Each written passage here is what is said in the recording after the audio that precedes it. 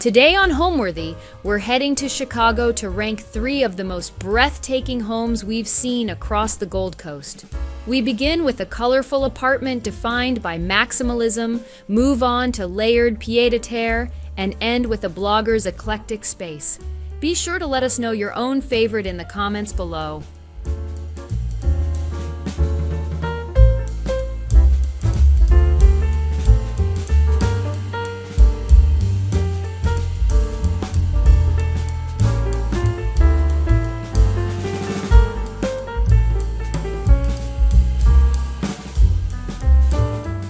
You're watching Homeworthy, where we believe every home has a story. To shop items inspired by this and other Homeworthy episodes, be sure to check out the product links below for amazing furniture, accessories, and more. Hey Homeworthy, I'm Danielle. And I'm Curtis, and this is our Chicago apartment. Come on in.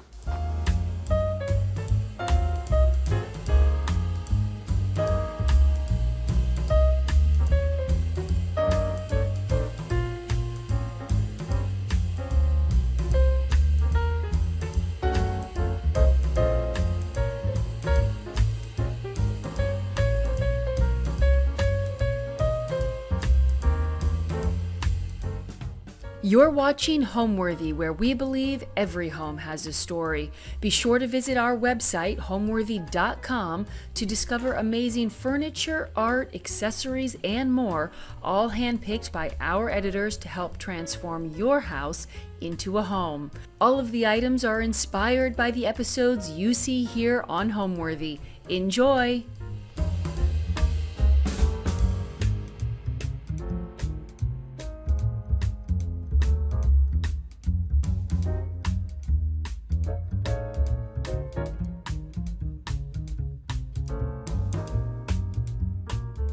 Hey everybody, I'm Curtis Taylor Jr. And I'm Danielle Taylor. And we are here in our home in Chicago, Illinois. It's roughly around 700 square feet, so you know it's considered, and it's our little corner and oasis in the city. When we got this apartment in 2020, it really was more Danielle's style. I was more of like the modern, sleek, bachelor pad type of home. With a pop of color. Yeah, always with color. But when we found this home, it just had really good bones and like really good character. Mm-hmm. Yeah, I mean the built-in shelves were the first thing that I noticed. Yeah, the molding. We liked the molding, some of the traditional archways. And stuff in the home, and the building just like it kind of felt a little reminiscent of like Hogwarts. Yeah, it's definitely like an older pre-war building, so we are subject to things like no central air or heat, and we have these gorgeous radiators, but I mean it just adds to the character. How did we meet? That's always a great question, and I like to tell my version because I think it's better.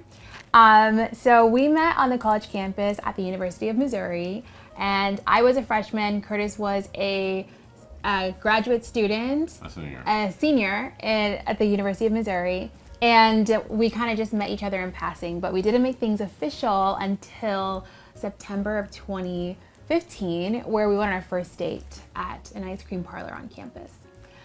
So from there, we had a long distance relationship after Curtis graduated and started his directing career in LA. And I came back to Chicago and started my consulting career. And then from there, we kind of did the long distance thing for a while. And then we moved here in 2020. And then the pandemic happened. The pandemic, yeah. So he moved here because of the pandemic. Yes. So my version is, I'll pick up from the pandemic part, is that I came and I never left. And now we're the Taylors. We're married.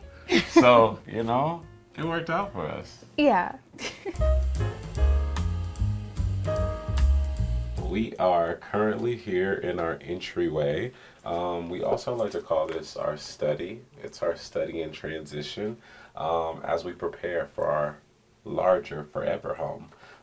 Babe, what's some of the details you want to talk about in this space that makes us love the study?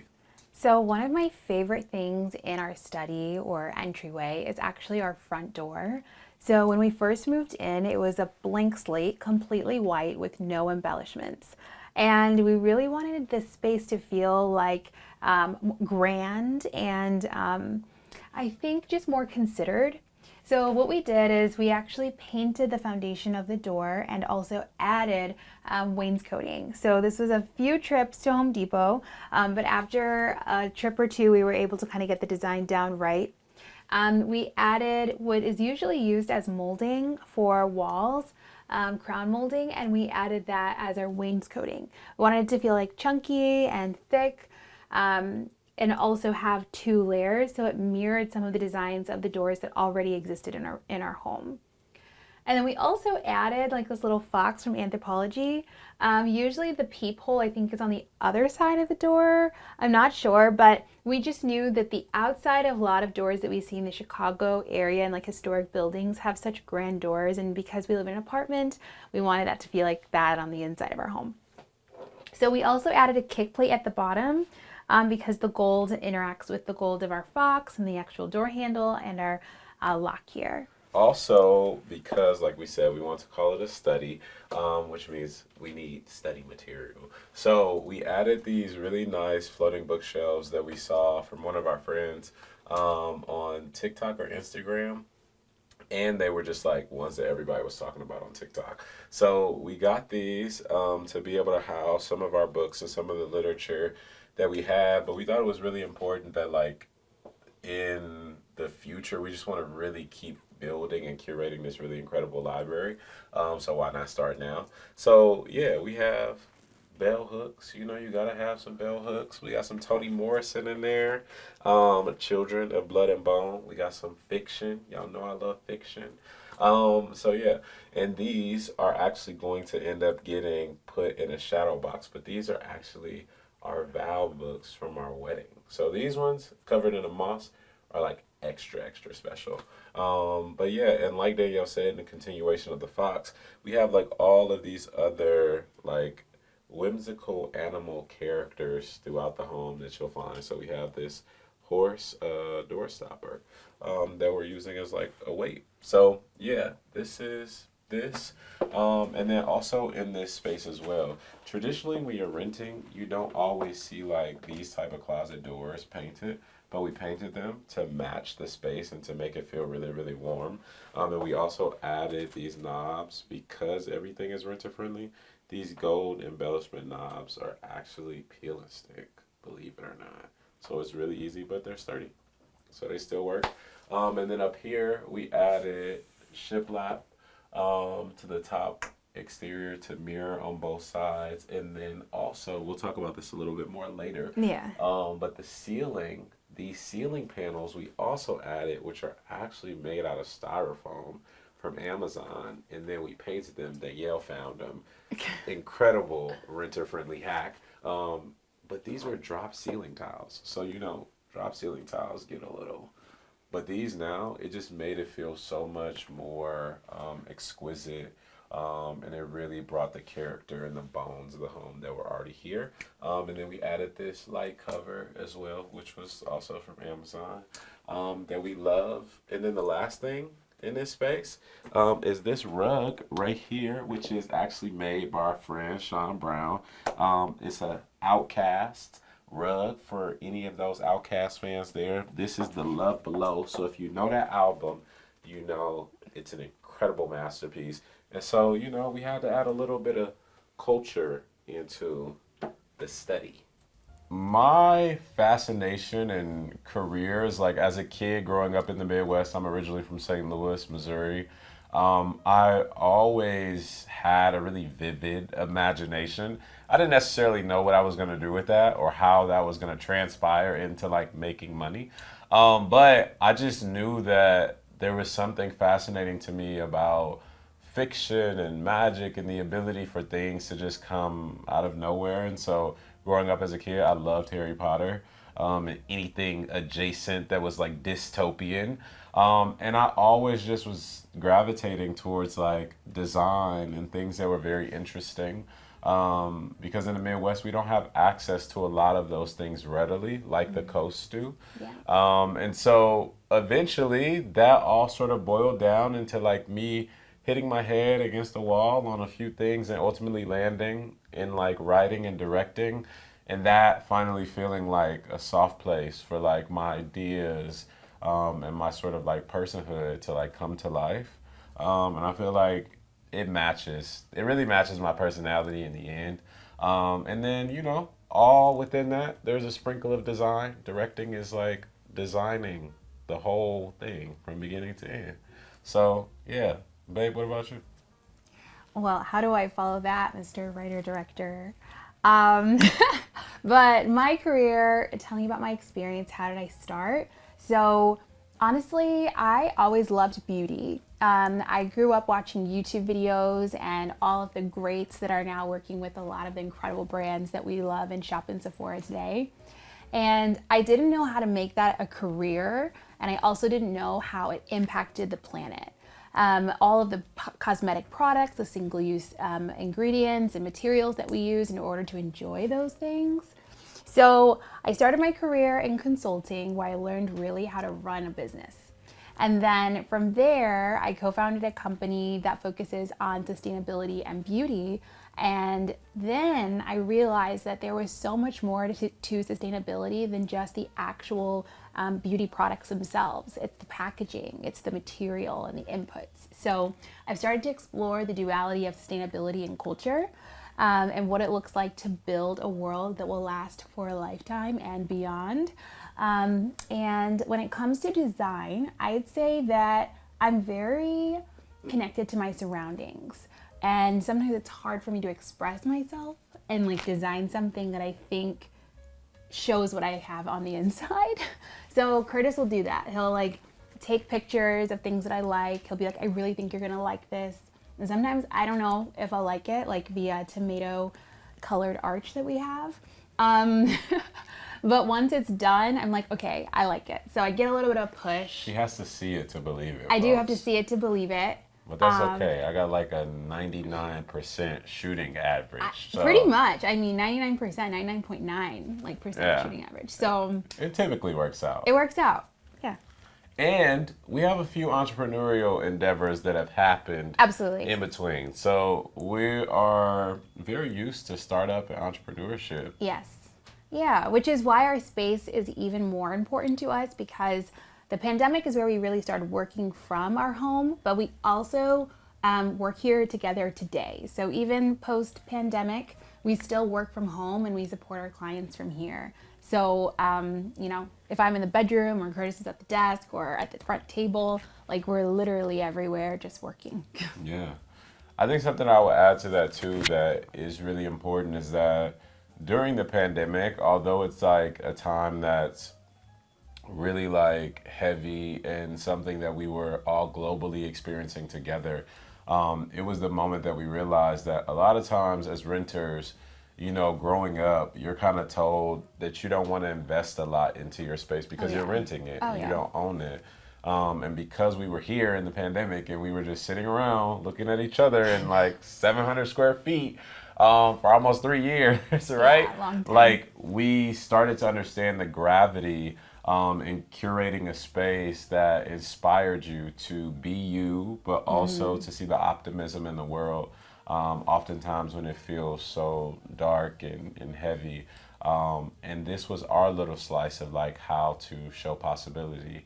And like Danielle said, we always say if we write a book, the book will be If You Want to Find Love, Build a Home Together. And that's what we did. All right, guys. So we are now coming into our living room, which is one of our favorite places in the home. It's kind of like the living room / dining room / office area space, but we'll get into that. But before we get into that, we have a very special piece behind us this way.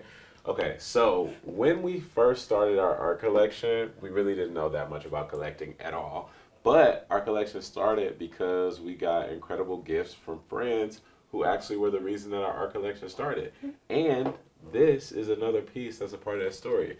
This is a piece by a Chicago-based contemporary artist by the name of Nico Washington, who is actually one of our favorite contemporary artists right now. We have this piece and we have another Nico Washington. But this piece is really special because our friend Adrian Octavius Walker, another artist, gifted it to us as a wedding gift. Yeah. So this is the first thing that we got even before we got married. And it looks like us, but it's actually not us. All right, so now we've told you about our Nico Washington. And now we got another really, really special part in here that's a new addition. Nobody's really ever seen this, but you guys, come take a look. Okay, so in this area, guys, we have this incredible, incredible wallpaper, which was actually a recent collaboration that we had with Auto Studio. And this is a wallpaper that's called There Was a Country. And it's by an artist by the name of Uzo. And it is just so beautiful, and it reminds us of like family reunion. When we had this space, we knew we wanted a statement wall, but we didn't quite know what it was going to be. And we went back and forth about colors for a really long time. If you guys haven't noticed by now, green is our favorite color. So green is a constant theme in the house, and green is good for prosperity. So when we see this wallpaper, it just makes us so happy. And there are little anecdotes throughout, and in these thought bubbles, you'll see like soft life, movement of the people. Like it just felt very, very like us. And what we love about Uzo's work is that she actually merges like contemporary Black life and like African diaspora across spectrum to like this really, really special place that makes it modern, and it makes it feel like a shared experience between like all of us being Black Americans. So this is like one of our like proudest moments. And me and Danielle's little brother Michael actually put this up ourselves. It was a little bit of a task, but because we do everything renter friendly, it's also removable. So if you guys are looking for some great removable wallpaper, Auto Studios, There Was a Country. And I surprised Danielle with it when she was gone for a work trip. Were you surprised? I was. I literally walked in and was like, what? Weren't we doing this together? What? This looks beautiful. So yeah. Yeah. And this is like our little work from home nook. And now Danielle has like the best work from home Background. Zoom certified. Yeah. We surveyed it. My absolute favorite piece in our home is actually this desk. In the whole home? In the whole home. Guys. Okay. In the whole home. Okay. Tell us about it. That's because Curtis is always like, Danielle, like, I think that we could take the desk out. We could swap it. And I'm always fighting for the desk. But when our home was completely empty, before we even got another beautiful piece, like our dining room table we'll talk about later, this piece was here. And this was during the pandemic. We purchased it, and I had nowhere to work. Surfaces were very limited, and I needed somewhere to set up my laptop and work. So when we got the desk, it was amazing. It's kind of slender, and not something that's super big. So we do sometimes, we've had it here. It's been on the other side of our apartment, in the living room on the other side of the room.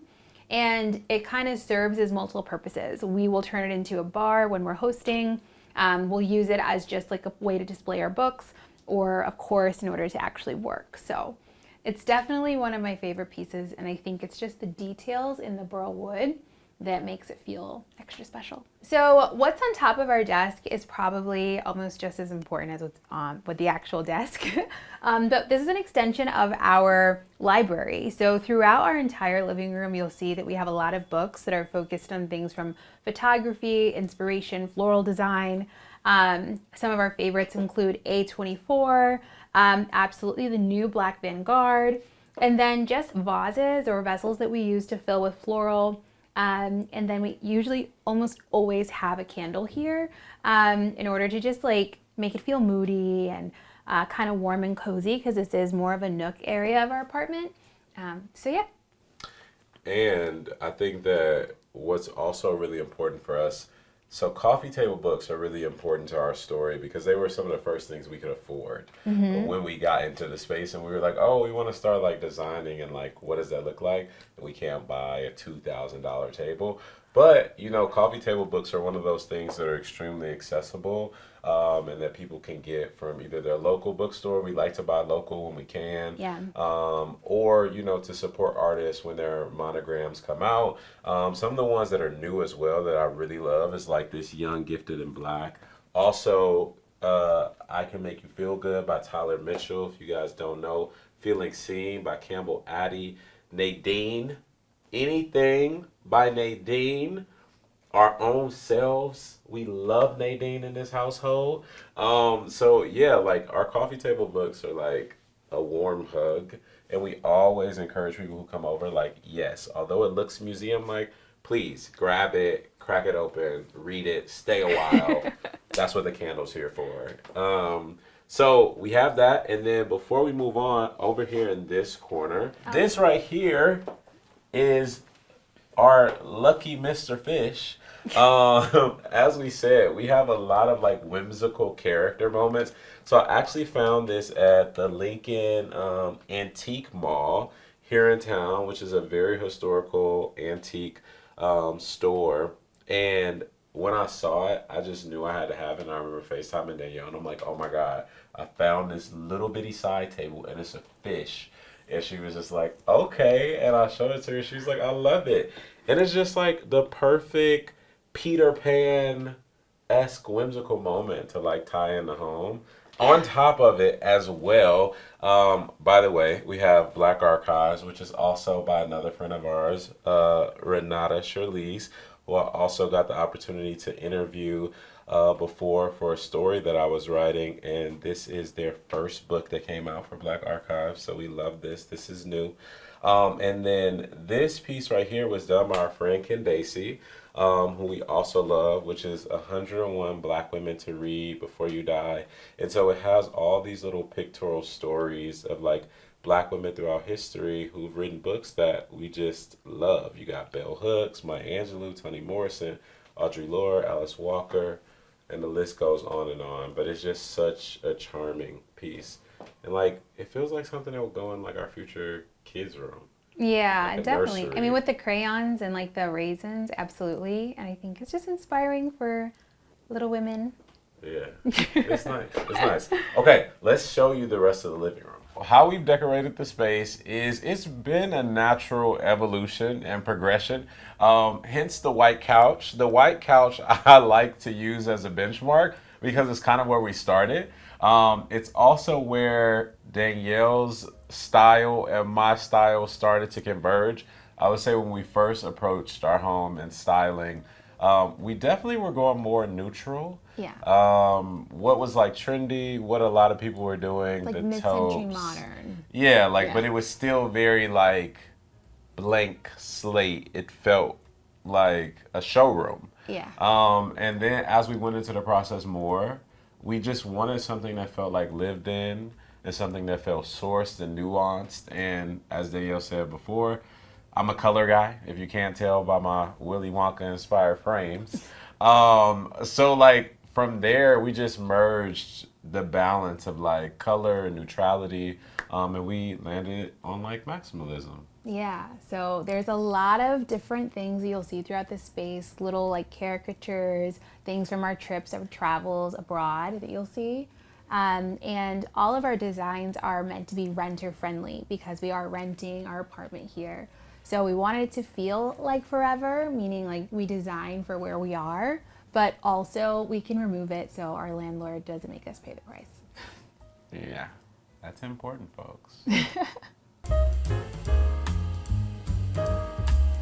All right, now we're going to show you the rest of the living room. Ta-da! We were already here, but this is the other side.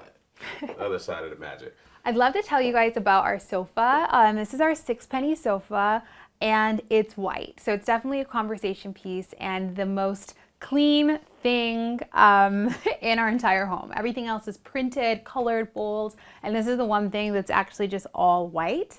So the sofa is from Sixpenny, as I mentioned, and the actual top pillows, like these two in the corner, are from Restoration Hardware with Etsy slip covers. We wanted a sofa that felt deep and cozy, that felt like it was inviting, but we didn't realize the color would kind of deter our guests from sitting here. So we always have to tell them, like, please come sit. But the actual piping along the edges is one of the details that stood out the most to us. And the fact that we can actually swap the cover for any other colors that Sixpenny actually offers. So if we want to do a dark orange or a burgundy or a blue, we can swap it out, and it's easy to clean. So we just take it off and take it to the dry cleaners and bring it back whenever we feel like we need to. So definitely one of my favorites, super cozy, and I love her. Yeah. I think the other thing in here too, like in this room, is obviously this is the most focal point of the space. When you first come in, this is what you're greeted with visually. We wanted to have artwork here that really just started a conversation. Obviously, when our collection started, like we talked about earlier, it started from gifting. So these top pieces here are from our friend Shayna McCoy, which we like to call the twins. They're untitled, but Shayna gifted us these patches, and we went and got them framed here locally at Frame Chicago. And we just thought they felt like preschool, but also, again, we do a lot of elements that are like, yo, this would be tight in a future kids room. So we say that a lot, but I think that that's important because we want our children to be raised around art and for it not to be something that isn't always been a part of who they are. And then this is also a Shayna McCoy piece. This is an original, one of one, just for us. And we call this one Baby Girl. Yes. She's so cute. She's so petite. We also plan on getting her framed, but she's on this really beautiful gray velvet texture.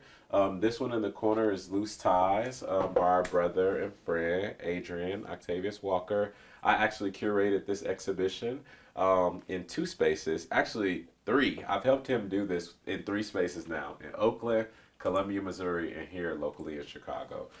So this is our art wall. We got Ame Leon Dore, and then this piece right here is a piece by another one of our friends, Sean Brown. This was shot in Miami, and we just love it. It reminds us of like Black love and just what it feels like to still feel like young. Right below our art wall, this is, I would say it's kind of like, we use it for storage, but originally it's actually a dresser from CB2. And we actually got it from the outlet. So if you're looking for a sustainable way to shop or even ways to kind of get some really good discounts, we like to shop at the outlet stores. And it'll come with like a little bit of wear and tear, but nothing that you can't fix at home. And it's just beautiful. So it has a leather front, dark wood throughout. And then we also topped it with these 2 twin lamps here that we found that are just stunning. I'll let Curtis tell you more about those. And then along the top of this surface, as I mentioned, surfaces are so important to us. We go through and we style this for the season. So it might be Christmas, which is coming up, Curtis' favorite holiday. We'll deck it out with snow, add a few different reindeer, and then it feels like it's just a whole new environment.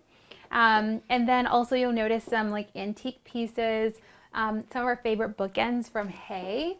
And then also another Sean Brown piece. So this is Sean Brown's like mirrored coffee like coasters, and they're mirrors. I won't show you the camera, but they're mirrored and it has curves on them. So super cute. They look like spills, like little water spills. These lamps are from Jocelyn, Maine, so we wanted it to feel really symmetrical in order to bring the eye in around the artwork. And then the last thing that I would say is these 2 African statues over there are also like heirlooms from Danielle's family. When their family was moving out of their childhood home, we asked to keep those from her parents. And just a way to kind of keep her family and her lineage a part of our home as it's ever growing is really important to us. So we like to give homage to them, and they make their own little appearance. All right, so lighting is really important to us. We have lamps everywhere, but there's no central light in here. So when you look at this little guy here, it looks like a mushroom, but it's actually a lamp. So it's a lamp from Hay. If you tap on the bottom, it'll actually light up. it has to be charged. That's like one of the downsides of like all of our rechargeable, renter friendly things is you have to charge them. But this is a little lamp. It's so cute and like it just feels kind of fun. And I don't know, I think like this adds a pop of color to our space and probably inspired the red arch that we have. So how I would describe our personal style in our home is in the process of us trying to like figure out what category, because when we were looking for inspiration for things, we were like, well, what is our style? Like, it's kind of not really mid-century. It's kind of not like just all Is it antique. Scandinavian? Is it Scandinavian? Are we modern? And then when we finally landed and found like maximalism, we were like, okay, this feels like us. Probably not as eclectic as like maximalism could go. Even though people say that, they say we're eclectic. But I think what we also found is the importance of like having a desire to like preserve art and to move into the space as like collectors. And what does it look like for your home to be a space that holds things, that preserves history and like story and like narrative and folklore. And so for us, I think that maximalism a lot of times doesn't feel like it invites like the Black experience into that lens. And so we want to be an example of that, of like, what does your home look like that is lived in, that feels like relics of your life collected? That's not like hoarding, but you know, is well placed and everything has a story and a narrative, and how that pairs with the art collection that we're building. So I think that that's how I would kind of describe. Would you add anything, babe? I would emphasize culture when I think about our definition of design. Being a Black couple, we already have our own sense of culture that comes with our race and our ethnicity and the history of who we are. But we also really do focus on like what that culture looks like today, modern day. And I think like when we can both think about our grandmother's homes, we see a lot of similarities in, I would say, like the beauty and the details of small items. So we really like smalls. And you were talking about this when we went to the store the other day. Can you talk about what smalls mean? Yeah, so smalls are like those knickknacks that you would probably always see that your aunt or your grandma will have. But now we've come up with a very contemporary term. These are what the girls are saying on TikTok. They're calling it smalls nowadays, fellas. So, for example, like this could be considered a small. It's a beautiful textured branch nest situation where it can inset a candle or your keys or just like random things. But we love stuff like this. So Yeah. these are our smalls. So now let's go into our dining room or our like dining area, depending on like who it is that's like talking about it. But we like to say our dining room. So this art piece is done by a contemporary artist in St. Louis, where my hometown is. His name is Von Davis, and this piece is called Tangible. It's really, really beautiful to us because for the longest time, we were saying like we want a textile in the home. Yeah. But what is it gonna look like? What is it gonna be? And then we found this painting. So Vaughn considers his pieces paintings. And it's like this really beautiful like ballet between like life of being like distressed but also still really beautiful even through everything that life puts you through. So we love Tangible. She's that girl. Vaughn loaned it to us. He was so kind to do that. So yeah, we love this. And babe, what about the wall? All right, so this was probably one of the first areas we took seriously when painting, and we added Portola paint. So we have it in a few different places, but here is definitely where you see it the most. It's the most pronounced, and the color is nitty gritty. So Portola paint actually feels like clay, and this actual paint is Roman clay. So sometimes you'll see this texture created using lime wash or Roman clay. And for us, we use Roman clay that will like scrape along the walls in order to get this like distressed, almost velvety texture. And it feels beautiful and looks amazing. And then we layered on more wainscoting here and a little bit of a thinner pattern with two skinny ones on the side and a wider one in the center. And I don't know if I mentioned this when we were in our actual study, but our wainscoting is removable, 100% removable, and we've actually adhered it using double-sided tape. So I think we picked it up from Home Depot and found an amazing video on TikTok or Instagram that showed us how to do this. So we get the look without paying the price. And also on this wall, we have our removable sconces that we picked up from Amazon. So you'll see a lot of Amazon finds here, but honestly, it's just a wonderful marketplace to find things that will arrive quickly and also are just kind of viral at the moment, and you can make your own. So these sconces are not actually hardwired. We cut the wire and adhered them using just the screws on the side. But the actual light source, similar to the other areas in our home, are puck lights. So battery operated puck lights that we can use we can turn on with remotes. And when we're trying to set the mood, we turn the lights down, our main light down, and then we add our puck lights. So we get a little bit of a different vibe depending on the time of day. And outside of that, again, back to small source things that just feel like very special. To this centerpiece, these are two of our favorite things that we've gotten from a local store here, which is our absolute favorite. And it's like our secret, but we're going to share it with you guys. It's called Jason Home. They also have online shopping, but you didn't hear that from me.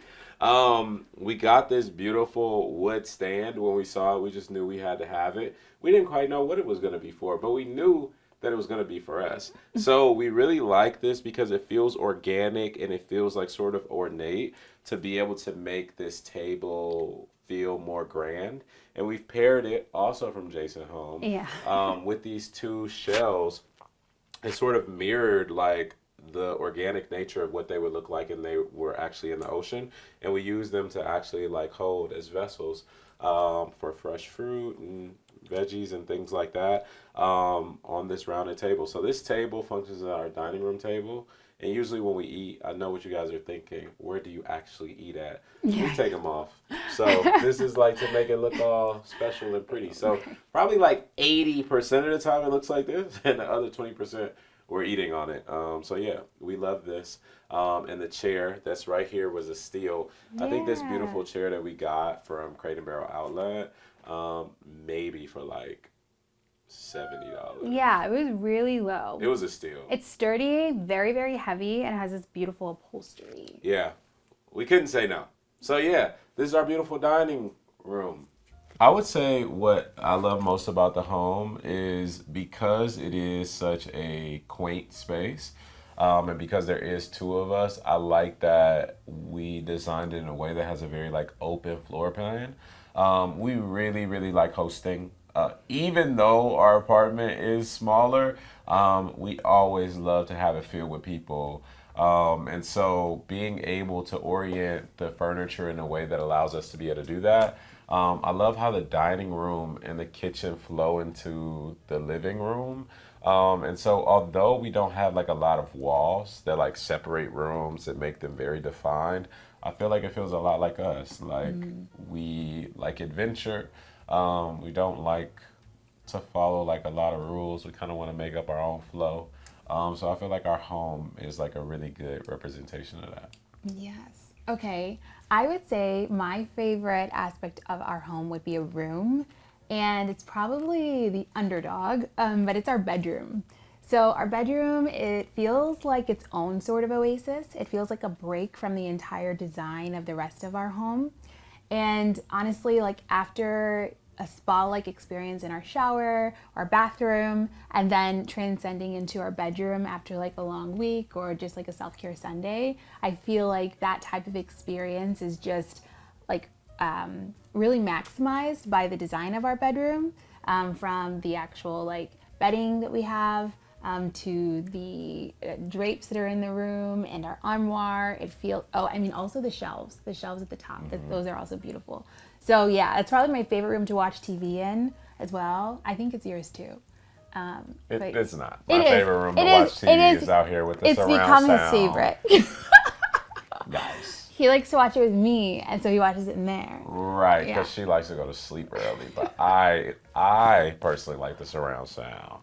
All right, so we're obviously going to talk about the elephant in the room, which was also our first concern when we saw the apartment, which was that there's no space in the kitchen for the fridge, which is why it's sitting conveniently in the dining room. But that's okay, because we love our kitchen as it is, and our kitchen has a beautiful story as well. It's perfect for two, so we get to be nice and cozy at home when we're cooking our favorite meals, and we're sharing the space. So here in the kitchen, I guess we would start by talking about the tile.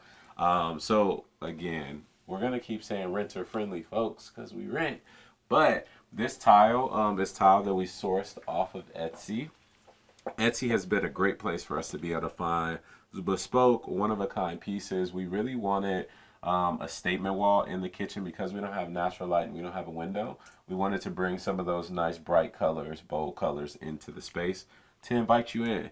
And so this tile we found in the Etsy shop, and we just knew we had to have it. It's actually glass, but they're removable. And they remind us of our travels in Italy where we went to celebrate my 30th birthday. And it reminds us of Positano and Capri. Amalfi Coast. Amalfi Coast, all of those beautiful adventures. So we love that. And then this picture by Carla Rudd as well just makes us feel like it's daytime, even at night. What do I love in the kitchen? I would say our open cabinet here. So you can see it when you're standing here closer, but really what we did was we removed the cabinet doors from one of our, the cabinet above our sink.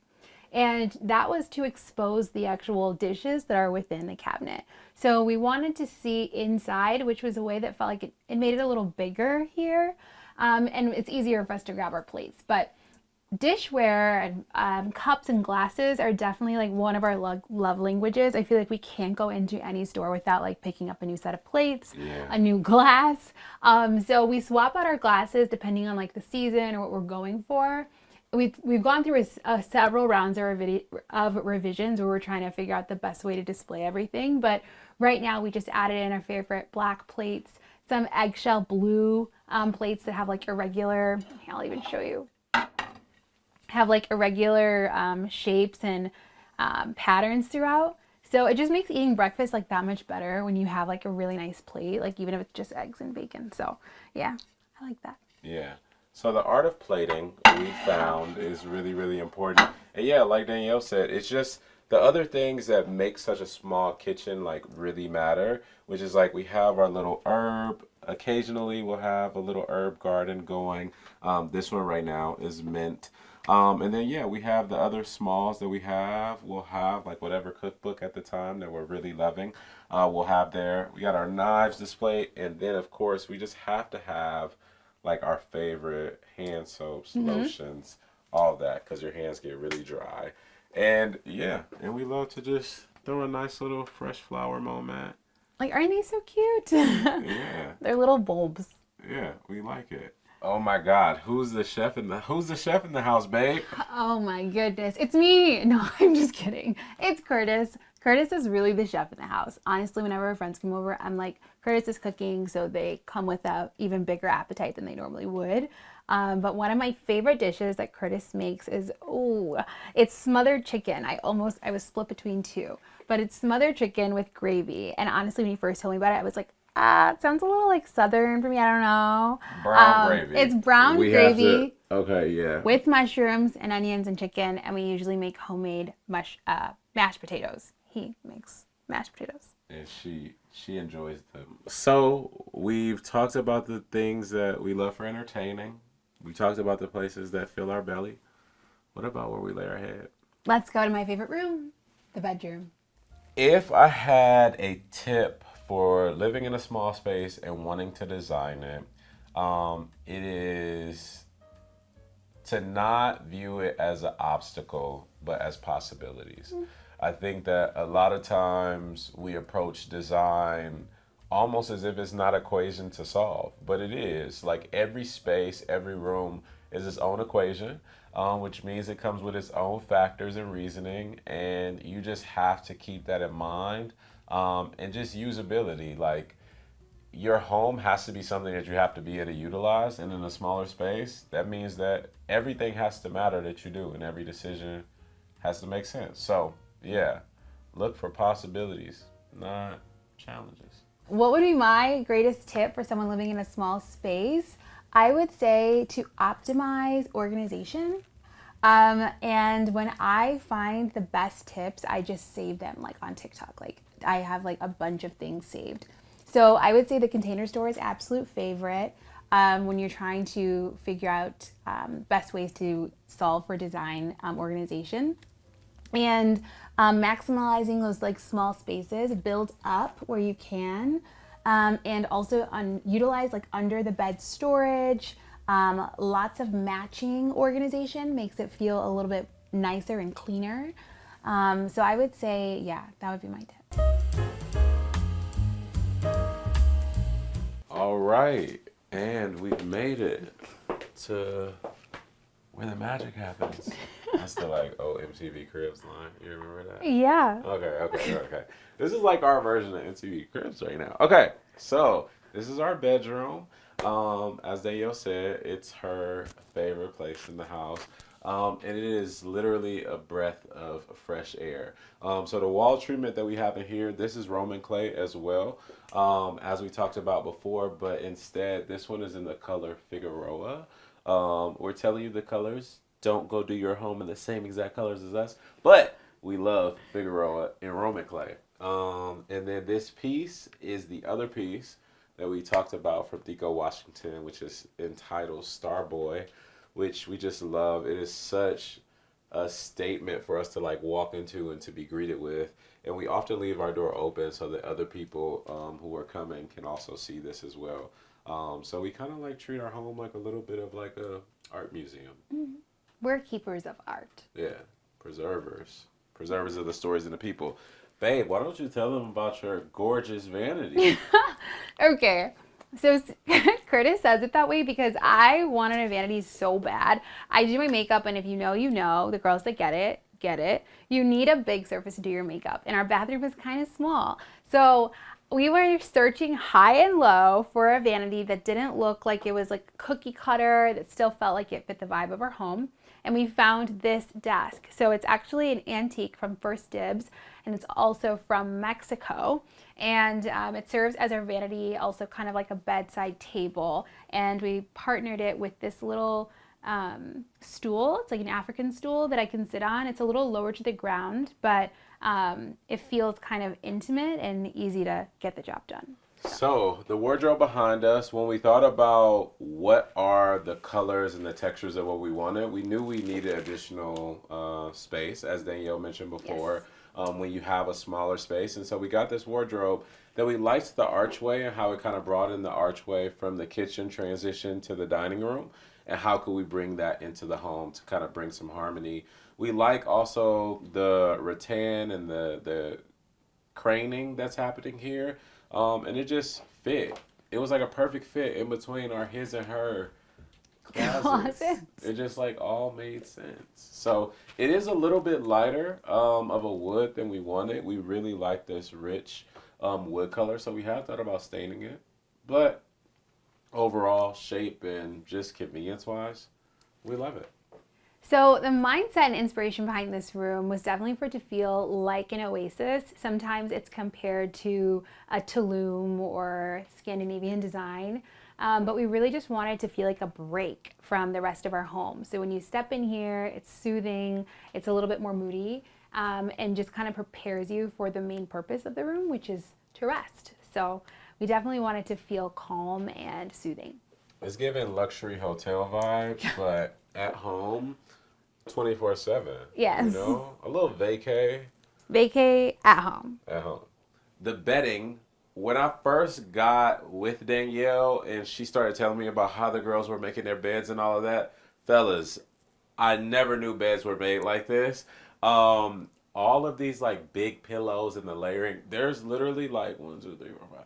There's like 7 pillows on this bed. That's a lot of pillows. But presentation wise, I get it now. So when she says the girls who get it, not the guys who get it. And I love this. So I can't go back. This is like forever our presentation style. This lampshade cover we actually got again from Etsy. Again, like we said, we love an Etsy find. This we just got because it again gave us that like tropical like vacation vibe that we were looking for. The shelves above it also are from Etsy that we got custom for our space. We saw it in like Travel Inspo in Morocco, and we just knew that we wanted it. And we have these pre-loved vessels that sit atop it. They give us this really nice, like, balanced wasabi feel that we really love. And then down here, we have our tartan table slab that we love for Danielle to be able to put all of her nightly goodies on.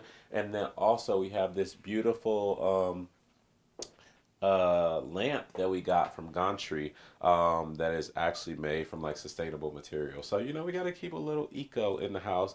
And then my favorite thing, the remote always sits on my side, but right now it's on Danielle's side because, as she said, I'm the TV person. So, yes, the room is also one of my favorite places to watch TV. But yeah, this is our bedroom, and we love it. The word home means to me a feeling of somewhere that makes you feel safe, somewhere that makes you feel like there's still so much more life ahead of you than behind you, and like a reminder of like the best parts and the best reasons of like why we live. You know, I think for me this is, you know, a little bit more personal, but when I lost my mom to cancer in 2014, I really grappled with the idea of like what home meant. And I think that as I grew up and became an adult, I had to understand what that meant. And so now building a home with my wife and understanding that this has become our little safe place and our space of holding memories and the best parts of what life has given us. I think that that's what home means to me. In all honesty, what home means to me is honestly where Curtis is. So I feel like we both kind of mirror in that way. I think the reason that is because we have grown like such a dynamic life together through university, through the pandemic, and living here and then building a home together. So a lot of what we've learned and how we've grown up together lives in each other. And also when I was growing up, so I grew up in the suburbs of Chicago, home was, you know, this beautiful house. So like it kind of felt like the American dream in some ways. But then we ended up losing our home during the pandemic, and that piece of me was no longer there. It was more just memories, no place to return to. So instead of having home tied to a physical like building, I think having it tied to our partnership and like the places that we go feels more long-term and a little bit warmer. So yeah, I'd say that.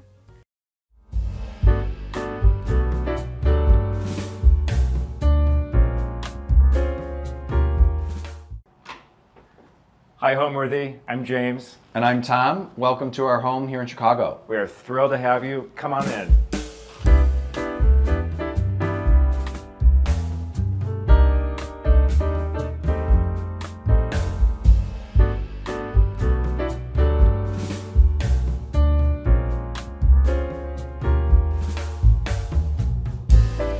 You're watching Homeworthy, where we believe every home has a story. Thank you to Serena and Lily for sponsoring today's episode.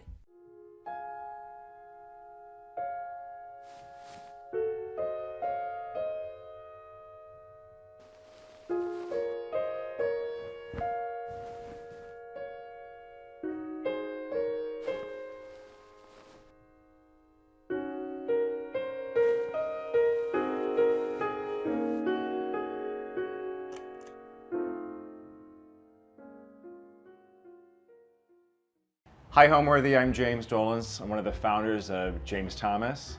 I'm Tom Riker, the other founder. This is our dog, Teddy. Welcome to our house, everybody. We are in our apartment here in Chicago on the lake, on Lakeshore Drive. In Chicago's Gold Coast. Yep, so welcome.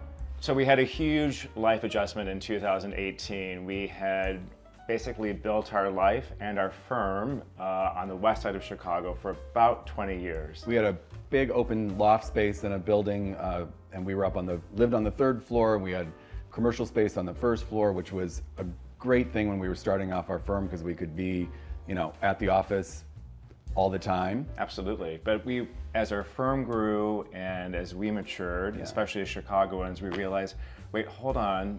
We live in Chicago with this amazing lakefront, and why aren't we on the lake? So we made a huge move, and we bought this place in 2018. We also moved our studio. And Which doing 2 renovations at the same time was not a good emotional or financial move, but we got through it, and we were able to move in here in 2019. And ended up doing a major gut renovation of this apartment. We're in a historic 1920s pre-war building, beautiful brick exterior, and we basically bought the unit for its layout. We have a Michigan home that is kind of really our home. True home, yeah. We come here, we work from Monday to Thursday, maybe Friday sometimes, and then hightail it over to Michigan. So this really needed to be a spot where we could rest, obviously cook a little bit, but really truly just work while we're here in Chicago. It wasn't a place meant for really entertaining big groups or having nighttime guests, overnight guests. Like cocktails, I think. Cocktails and then out to dinner. Yeah, right. It's small, so it's sort of, we look at it as sort of our pied-a-terre in Chicago that we come back to after spending weekends and holidays and extended periods over at our house in Michigan. So our unit is about 1,400 square feet, and we basically bought it because we love the layout. We ended up turning, one of the bedrooms, there's 2 bedrooms, one of the bedrooms into a dressing room, and the second bedroom, obviously we had a bedroom. But we ended up doing a full gut renovation. This unit had very little original interest. Everything had been sort of stripped away. It was in desperate need of a major renovation. So we tried to put back a lot of historic charm into the unit by adding, crown moldings and heavy baseboards. We put in new floors. There's a herringbone floor here in the main living space. Gutted the bathrooms, new kitchen. So it was, as James said, a very extensive renovation. Definitely. I mean, it had I think, a power 60s moment going on when we first bought it. Yeah, it was bad. It was pretty bad. We wanted to, as Thomas said, we wanted to maintain, or I should say, go back to the original integrity of the architecture and dial in everything. So everything you see in terms of whether it be moldings, the fireplace, the floors, it's all brand new, but we really tried to kind of stick true to the heritage and integrity of the original architecture. Welcome to the entry of our apartment here in Chicago. As with most entries, we like to make an impact. So given the size of this space, it was pretty easy to do.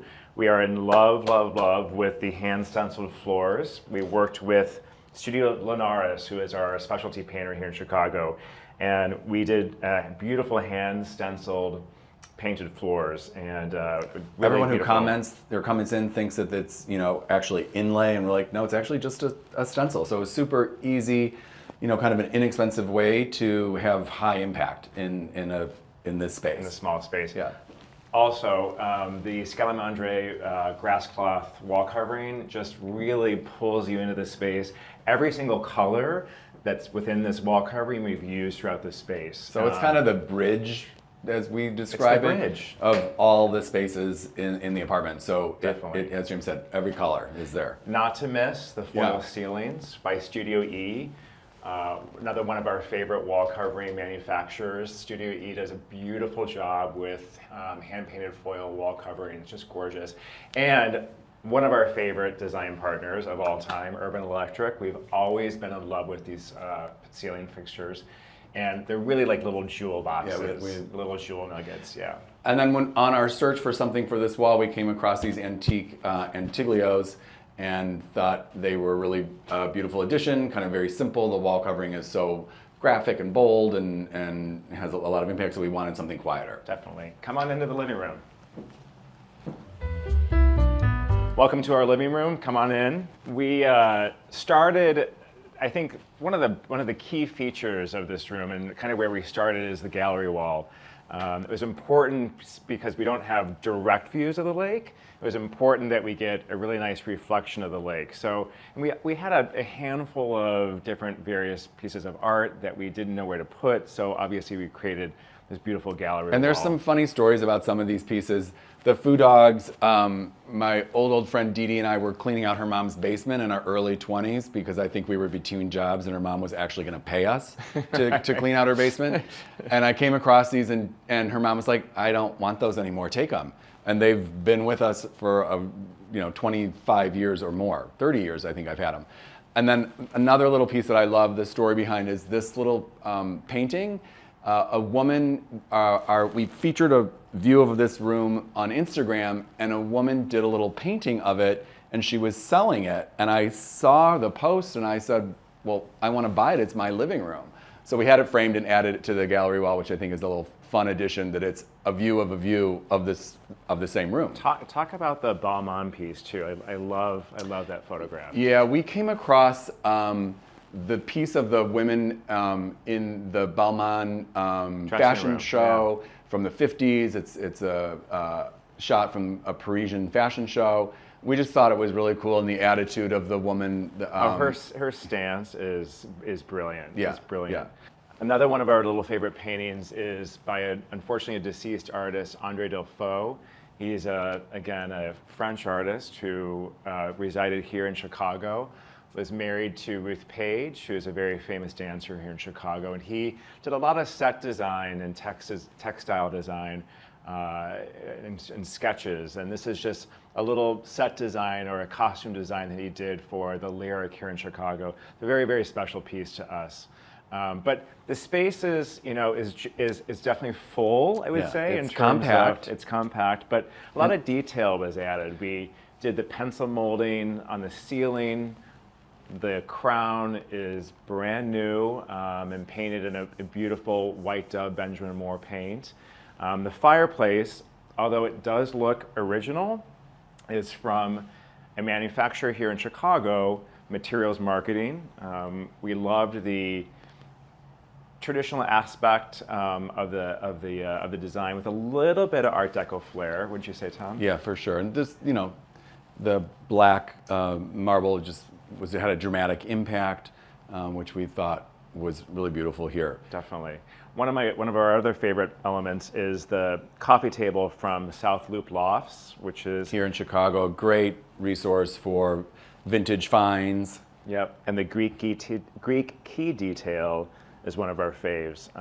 And lastly, we've got a lot of family photos, so we kind of needed to curate them and put them in one spot. So this the side table was definitely a perfect element. I think a little funny design thing that happened when we were having furniture made for this space is that the sofa couldn't come through the elevator. The elevator wasn't big enough, and the getting piece through came the in 5 door. pieces. So as James said, it came in 5 pieces, and they had to actually fabricate it here on site. So, which we've actually had to do a Yeah. number of times with clients, and it's always scary when you have to tell a client, like, well, they're just going to put your sofa together, in your sure. living room. But this was an example of where we couldn't get a Note sofa to all homeowners and designers out there: measure, Yeah. and especially measure your cased openings and your elevator and your Yeah, elevators. the elevator door width is always a tricky Because we've learned our lesson many times. I think the last thing we just want to point out is the antique oriental rug. We work a ton with Oscar Asbirian here in Chicago. They allowed us to test out a number of different rugs, and in the end, this was the one that we chose, which pulls in all the colors, has definitely that antique vibe that we were, vintage vibe that we were going for. So Absolutely. We love the addition of the rug into the space. I mean, obviously, this is our entertaining space. And Teddy's very comfortable here. Teddy's very comfortable, but it's in our entertaining space. It's our TV watching space. Right. It's our view of the Lake Michigan space, and a great place to come to at the end of every workday. Yeah, it's very cozy. Obviously, this room is very layered, and one of our favorite elements, in tandem with everything else, is the Philip Jeffries grass cloth wall covering. We chose this to reflect the lake that is right outside our front door, and to really bring the lake and the outside in. And to contrast it, we've got this super comfortable sofa. This is a Miles red fabric that we've been obsessed with for a very long time. And you know, a little fun detail with throwing in the cheetah print. Who doesn't love a good cheetah print? And you know, love to kind of point out like all the interesting welt details. This is a French flange. This is a boxed detail in terms of the tape trim, and just a kind of a nice, you know, assemblage of some happy pillows. When we were beginning the design for this space, we knew we wanted lots of color. And to be honest, red is not a color that we gravitate towards, and have actually never really used in any of our homes, or even for clients. Red is kind of a scary color, but that fabric has always been drawn to us, and we just kind of started with that fabric. And I said, you know, I really want to use this somewhere. And it is, again, sort of like the wallpaper in the entryway has it's the bridge fabric. Yep. And it's bold and impactful. We repeated it again in the dining room, which we will show you. But it's fun. I think, you know, to be colorful, it makes us happy. To be colorful in this space, it was our goal, and so that has a lot of color in it. Completely. There's a handful of wonderful design partners here in Chicago that we source through regularly. There's Jason Home and Garden up on Southport. You know, this is this beautiful burlwood box that we picked up there. Right behind us, another great place is Redefined Decor on Grand Avenue.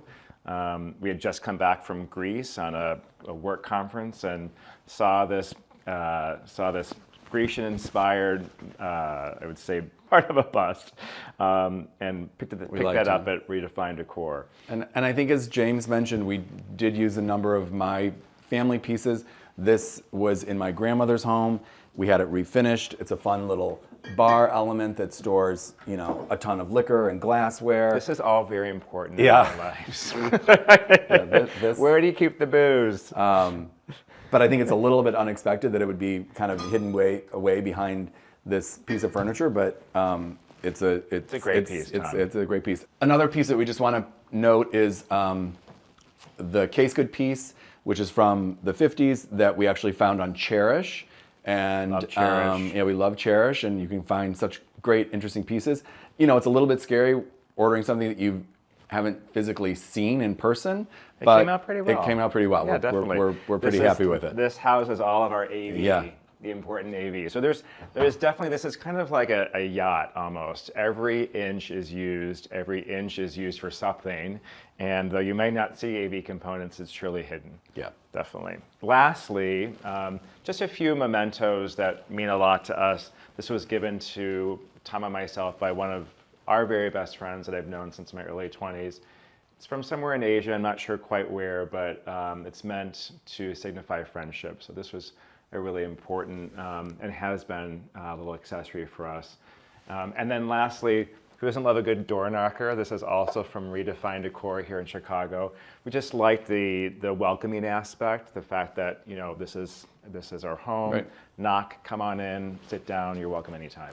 We came from a loft that was super minimal, very lacking of color, and I think when we we embrace color. Yeah, now we do now, and our here. firm does much more than we did maybe 10 years ago, and we really just kind of wanted to infuse this with color, mix in different furniture pieces and types and styles, and vintage and some family heirlooms, and, you know, obviously some new things. So we, I mean, it's not maximalist, but it's definitely layered and colorful. Well, and you had a lot of beautiful family antiques and heirlooms that we really tried to dial in. I think our initial inspiration was an Upper East Side pied-a-terre. We wanted, you know, just given the size and scale of the space, really enabled us to kind of treat each room kind of like a powder room, where you know, every surface is sheathed in something special. We could really dial up, you know, the charm and layering of the moldings. So we treated each space kind of like a little jewel box. And because each space is so small, it was easy to kind of do that. Completely. You know, we're like, okay, the kitchen is as big as a postage stamp. Well, let's just then infuse it with color. And I love mixing in all your family heirlooms. Well, you know, which would really add a kind of that extra layer to the space, and you know, didn't feel like everything is brand new. Yeah, I'm a little bit of a hoarder, so A little bit. Yeah. Well. So I like being surrounded by, you know, things that were in my mom's house or my grandparents' house. So There is not an yeah. inch of space in There's this lots apartment. there's lots of room for more. Yes. So We've definitely filled every nook and cranny. You know, when it comes to design in general, design for this house, how we run our firm, it's definitely I think let's say a collaboration, but when it came to this apartment, who wears the design pants? I think we worked together. I might have been a little bit more involved in this is Sunny, our cat, by the way, who's now decided to join us. Maybe I was a little bit more involved in the fabric selection. For sure. But it was very collaborative. We knew what we both, you know, what we wanted out of this apartment and how we wanted it to feel. Decisions actually came pretty easily. Yeah, they did come pretty easily. I think I focused more on the interior architecture, Right. which is ironic because Tom has the architecture background and I have the commercial interiors background. But when it comes to our firm and to this apartment in general, Right. you know, I focused a little bit more on the interior architecture, some of the molding profiles, some of those details. Absolutely, where you focus on more of the furniture and furnishings and the fabrics. But what you see here is definitely a collaboration from both of us. And our team. We had our team. Oh my gosh, amazing team. Two of our team members really helped spearhead and kind of organize, manage the construction aspect of this. And they worked with me on all the fabrics and all the furniture pieces. So it wasn't like I was working in a vacuum. For sure. Well, and it helped that you had so many great family heirlooms too. It did, yeah. You know, so Yeah. those were really easy to weave into our space Yeah. Yep. and to make it feel like a home. So why don't you follow us into our expansive home office? It's not a huge space, but it really does Function work well for us. Yeah, it really does. Traditionally in these units, this is a C unit, traditionally in these units, the cased opening is about right here. It's much, much further into the space. So you have a traditional living room and you have a traditional dining room.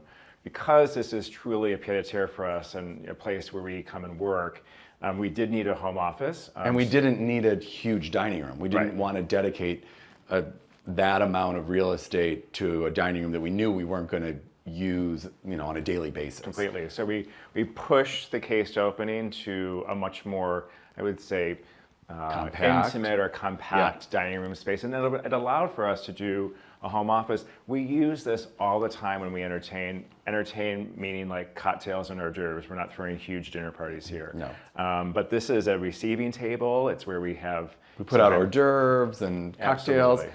but we sit here, James especially, in the morning when I'm getting myself together. James sits here and answers emails and uses this as a desk pretty regularly. And the fun thing about this is that these bases, which we found also at Redefined Decor in Chicago, they were in our loft, a previous home, as this was our dining table, so we had obviously a much bigger piece of glass cut for it then, and it was used as our dining table. When we moved here, we got a smaller piece of glass and decided to repurpose it as a desk. These were in my grandfather's office from the 20s. Amazing. And they have been reupholstered and changed locations throughout the years. Many times. And you know, it's kind of a fun addition that we sit in every day. And much like with the AV, all of the printer functions are hid away in this custom case piece. But it really does work well for us. Yeah. And just some fun accessories, more books. Again, hidden behind the picture frame is the subwoofer for the AV, but is disguised by a beautiful, beautiful portrait of Tom's mother and father on their wedding day. This was a wonderful gift from a very good friend of ours here in Chicago from Thomas McCormick Gallery in the Mart. And then some just accessories that we've had throughout the ages. But I think we love these vintage chairs that we found at South Loop Lofts, upholstered them in the same kind of cheetah fabric that you saw in the living room. We use these as pickup chairs either for when we need additional space in the living room, or we have more than 4 people in the dining, which we've had a couple of times over the years. So. And the prints came from Italy on one of our trips.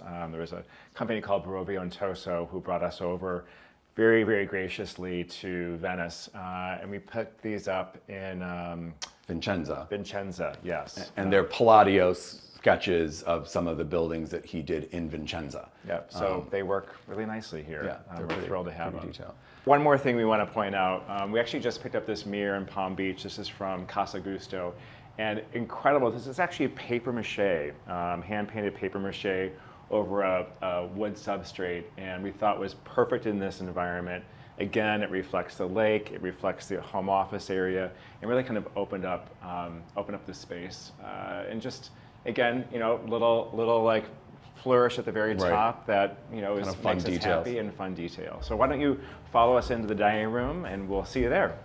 I think one of the things that was super challenging about working in a pre-war historic building was dealing with just the plaster, the lath, Fire brick. The construction of this building is very difficult to change things, to add, J boxes in the ceiling, to sconce locations. It was very challenging to work within the confines of the construction of the walls. The Chicago fire, obviously, in the late 1800s really changed architecture here in Chicago and how things were built. So the walls are solid fire brick with lath and plaster over the fire brick. So as Tom, as you were saying, like anything, in terms of adding, whether it be electrical or J boxes for sconces, or even moving, an opening, really proved to be a challenge. Really, So really difficult. Try to work with the layout as much as possible. Yeah, we didn't really change the footprint too much because we liked the original footprint. So we were lucky in that respect. But this space is designed for the two of us. Yeah. My brother was like, "Wait, where is the bedroom for me?" I'm like, The guest bedroom. The bedroom is down the street. The street at a hotel. At a hotel.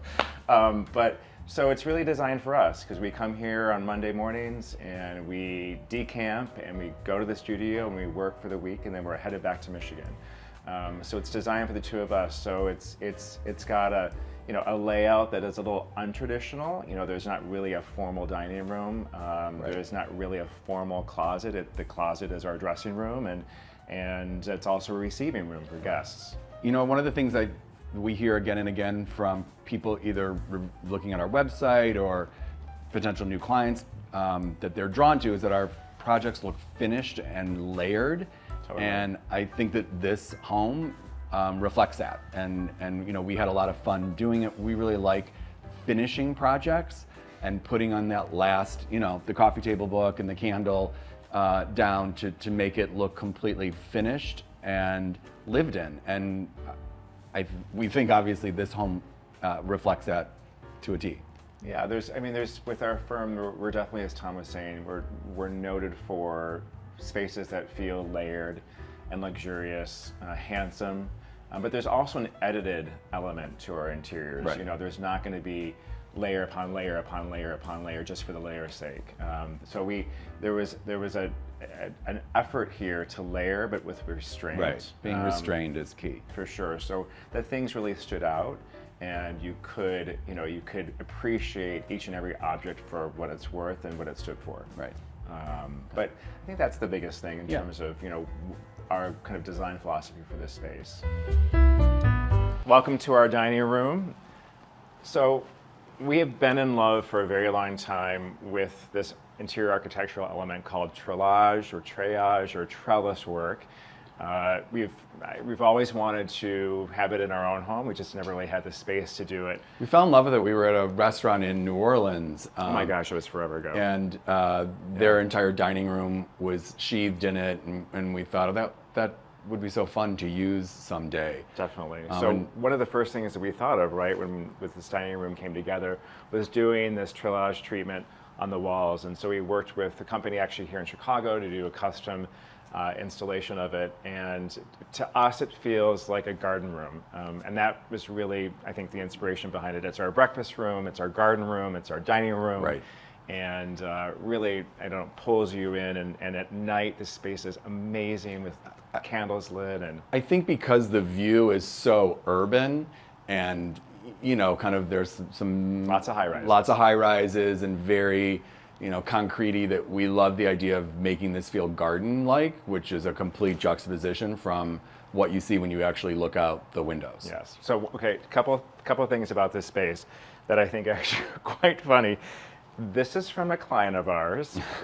She found it, no joke, she found it in the alley. I think it's a Century piece, right? Yeah. I think it's a piece from Century that she was going to toss out. She was using for a while, and I admired it, and she said, well, I don't want it anymore. Do you want it? And I Like, said, yeah, hello. absolutely, I want it. Yes. So we took it, we had our furniture maker sand it down, repaint it. We added this great marble top to it. And but you never know what you're going to find yeah, in the alley. in the alley. Come on. And then to kind of mirror, I'd say, to add on to the whole garden theme, this is an artist here called, his name is Stephen Eichhorn.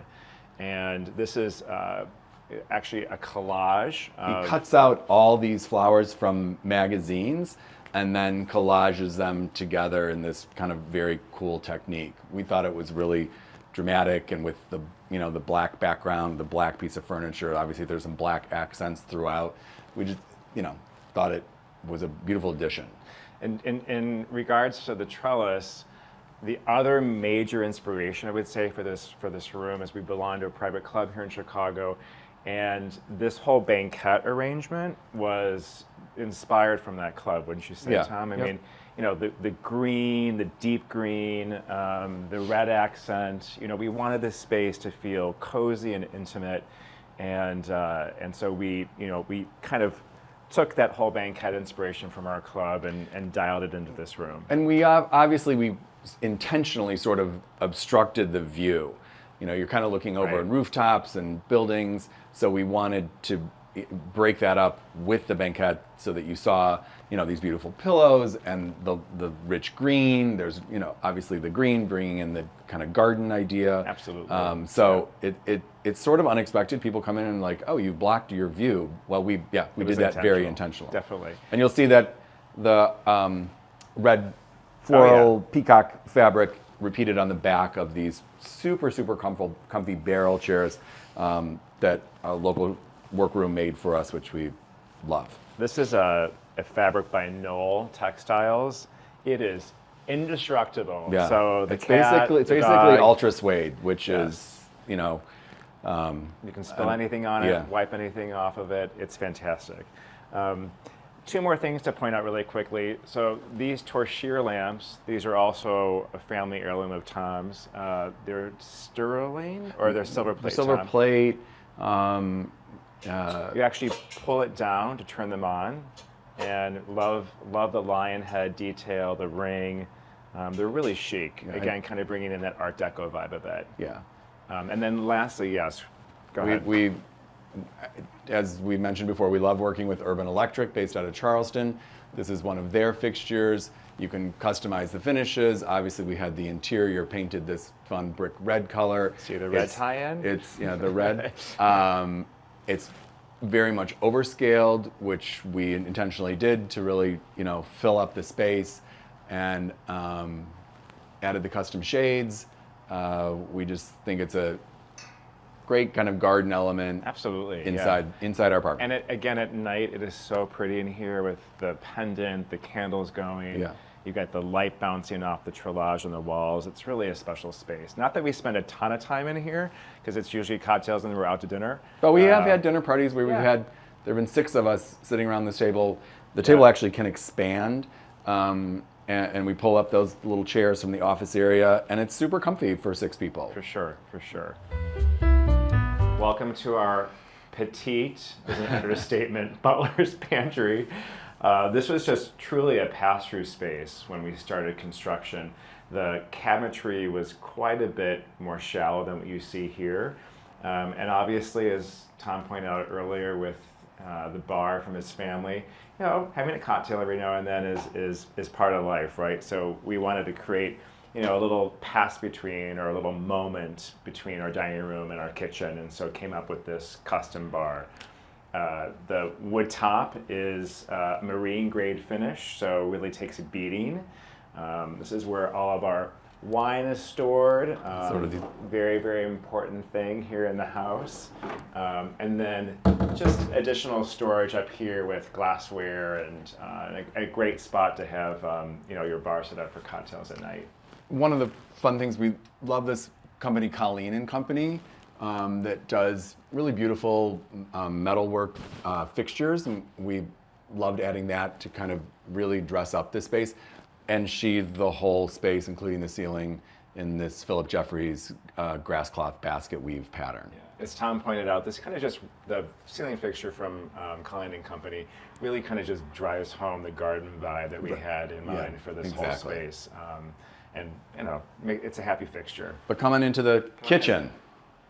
I've lived downtown since I was 18 and had a kind of a quasi-failed career in public relations, and so went back to design school. And actually initially I was in commercial interiors and kind of laid some groundwork and definitely had some formidable training in laying out a lot of workstations. And you were in architecture. So I have an undergrad degree in psychology. I too worked in public relations for a huge public relations firm here in Chicago after I graduated from the University of Michigan, and then I floundered for a couple of years trying to figure some things out and decided ultimately to go back and get a master's degree in architecture.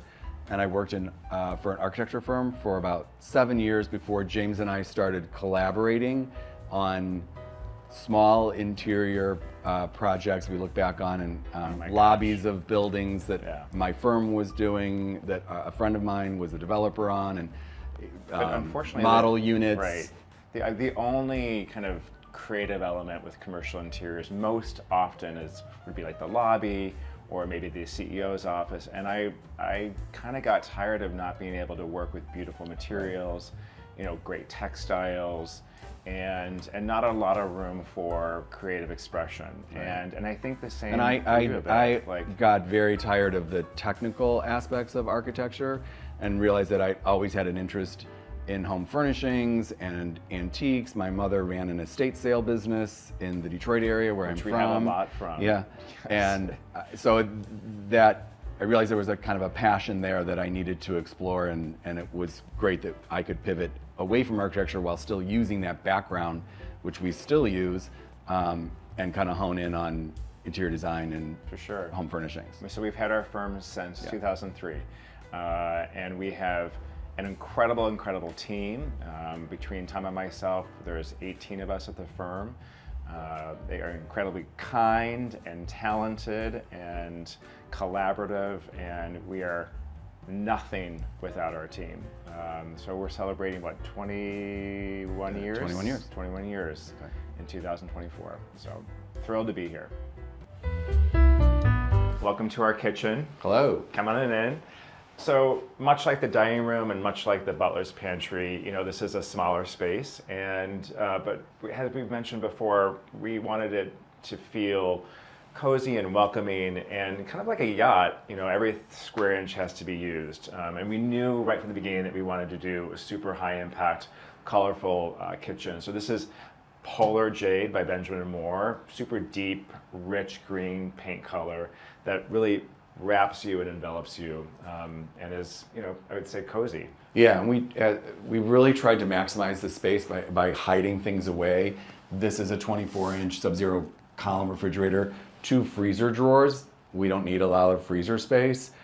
We did kind of a smaller scale steam oven instead of like a big, huge cooktop. Pantry. Or big, huge, pantry. And then one of the other things we decided to utilize was the induction cooktop by Miele, just so that we don't have to contend with it's counter space. Big, hardware. We can use it as counter space. You can cut on it. You can put your groceries down on it, so it goes away pretty quickly when you need it to. Definitely. And then the all-important dishwasher. But as Tom was pointing out, every single square inch is used in this kitchen, and it's used efficiently. Right. We're not in it a lot. We're here for breakfast. We're here. It's a little tight when 2 of us are in here together. It's a little tight. I'm not gonna lie. Yeah, it works. I think another thing that we've done throughout this apartment is the use of mirrors, and so we sheathe the whole back wall in mirror so that it reflects the light view. and makes the whole space feel bigger. So Definitely. that was a big move that we love kind of the result of it. I think it works really well in helping open up this space. And not to forget, as we've mentioned a handful of times, our favorite partners, Urban Electric, did these great ceiling fixtures, and then Philip Jeffrey is on the wall with the grass cloth wall covering, Which was really special. we repeated from the Butler's Pantry. So it might be counterintuitive to paint a small space dark, but we had always had crisp romaine from Benjamin Moore in our heads when it came to selecting a paint color.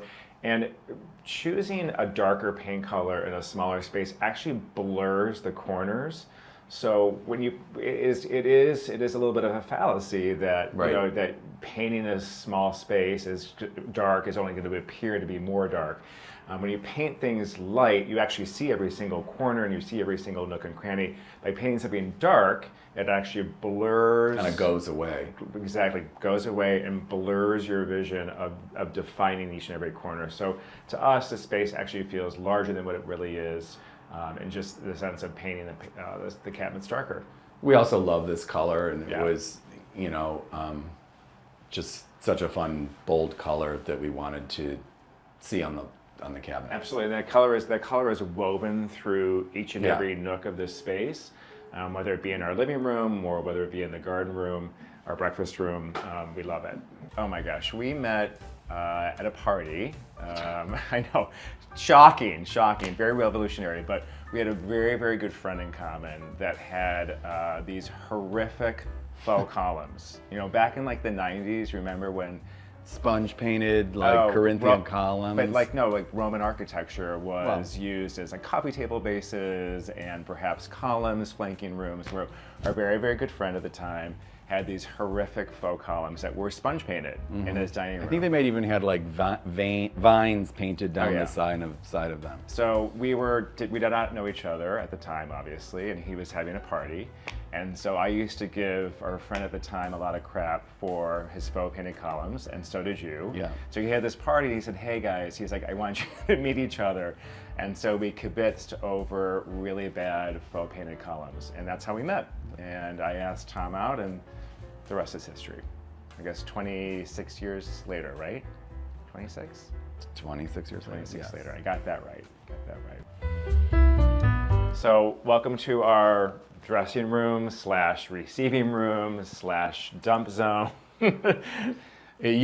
Obviously it was a bedroom previously that we decided we needed more closet space. This apartment didn't have a ton of closet space, and so we decided to forego the guest bedroom, who uses a guest bedroom that much, and as we said earlier, there are lots of hotels around that guests can stay at. Completely. So, This is a dream space for us. It's not, again, much like the rest of the apartment, it's not very large space, but we tricked it out in terms of custom cabinetry. One of our very, very favorite things about this room is that and this is part of working with a great artist, is that the cabinets themselves are solid oak, but then the crown and The doors and the trim is all hand painted to match the oak. so it's all faux painted, again by Studio Linares, who we work with a ton here in Chicago. So we always like to point it out to people because, we're just like, we say, which is real oak, which is, faux painted, and no one can And so tell many the people have difference. asked us, well, why don't you just put oak everywhere? And to us, we really wanted to highlight what it's like to work with a very talented artist and the artistry that goes into faux painting. So this was really a special thing that we worked with Studio Linares on. It's also, there's a cost savings. I mean, Oh my gosh, to there's do cost all the savings. trim out of oak, would Right. have been a bit more expensive. A bit more expensive. These are, this is my side. This is the organized side. What are you saying? Shoes are here, coats are over there. But it's a wonderful space to walk into every single day. We drop our wallets off here, we drop our watches off here, and we're surrounded by this beautiful custom millwork. And it's also because the bathrooms are both off of the bedrooms, or the original bedroom, when guests come over, this is the bathroom that they're going to use. So they're going to need to walk through this space. Right. So we did, as James said, we treated this sort of as a receiving table, and we wanted everything hidden behind doors, so you weren't walking into our dirty, messy closet. Absolutely. So there's a comfy chair that we'll do emails at. Or I'll have a glass of wine here Yeah. while Tom gets ready and asks me opinions about what he's wearing. So which does happen even after 26 years. we love a good valet. We try to have one in each of our clients' home. A valet is like key. It's a drop zone. It's a place for, pocket squares and cufflinks, and then, Belts even and organized belts. So who doesn't love, a belt tray? Yeah. But this is a great thing to have in a closet for sure. So obviously the built-in dresser, but you can customize it to fit your needs perfectly. Tom had pointed out really quickly this receiving table, or this center table. We love working with Cherish. This is a federal style table. With a leather inlay top. Traditionally, it would have been used as a rent table, probably, where you would put your rent. So the drawers pull out. Your payment for rent would go in one of the rent drawers. So it's termed a rent table historically. Absolutely. This is one of our favorite little guys, too. This is an owl, a brass owl that we picked up in Austin. Austin, Texas. We were there for a wedding, and we went into this antique store, and this was not easy to carry home on the plane. Definitely. That was irritating. You're not packing that in your luggage, that's for sure. No. And as we've mentioned a couple times, Redefine Decor, wonderful, wonderful source here in Chicago. We love this, I don't know, it's just a little object, with the stag heads. Yeah. Really, really great piece. You'll notice that on the floors, we decided to, instead of doing hardwood in here, we decided to do wall-to-wall sisal. We love using sisal. We love that it brings a different texture and the natural elements of sisal. So we decided to do sisal in both this room and in our bedroom. We love how it feels underfoot. It's a favorite of ours. And I've mentioned the word garden a couple times, and the garden aspect feels casual to us, and sisal is an indoor-outdoor element that kind of evokes a sense of casualness, a sense of that garden element. We love the way this feels underfoot. And it's, to do something a little bit more formal would have made this space almost too precious. And the sisal kind of really brings it down and just feels casual within the space. Yeah. Okay. Last but not least, two things. This is from a wonderful company in Milwaukee called Brass Light Gallery. It's a handmade alabaster bowl. And at night, it is so incredibly soft in here with the lighting. Yeah, it just glows. And then on the ceiling, this is a great company called Twigs. It's pheasant wall covering. Again, you see that green that we've woven throughout the entire space. Different shades of green, but we loved how that just was unexpected on the ceiling. It kind of feels English inspired. Everybody, it is an English company actually. And looks like the antique book binding. So we liked the feel of it on the ceiling there. Absolutely. So why don't you follow us into what I call the Barbie powder room. Come on in. This is not only the powder room, but this is my bathroom. Yeah. It's a key to the marriage that Tom has his bathroom and I have mine. Especially when the bathrooms are this small. That small. So, like we've talked about a couple times, because these were small spaces, we were able to kind of go all out with finishes. So we decided to sheathe all the walls in this beautiful Carrara marble. And we did the crown in Carrara marble. We did the trim around the window in Carrara marble. And on the floors, we have this beautiful mosaic in a blend of Carrara and then Dolomite, and just really sets off the entire space. This is what I call my Barbie vanity. It is, I think it's probably about 22, 24 inches wide. So you got to be organized when you're getting ready, but it's perfect for this space. Everything behind is hidden in terms of power and all your supplies. So, at night again, this is a really romantic and moody bathroom with everything lit beautifully. But the walls, I love walking in every day. It's It's just a great space to get ready in.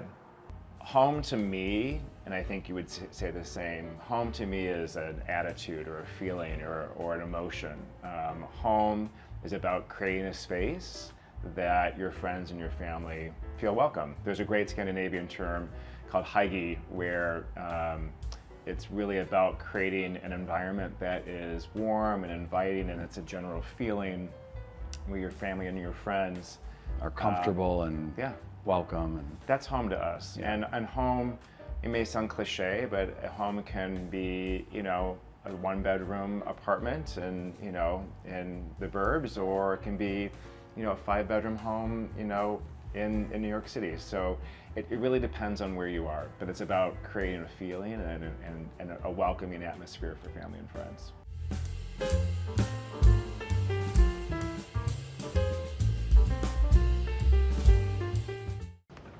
Hi, Homeworthy. Welcome to my home in Barrington, Illinois. I'm Kyla. Let me show you around.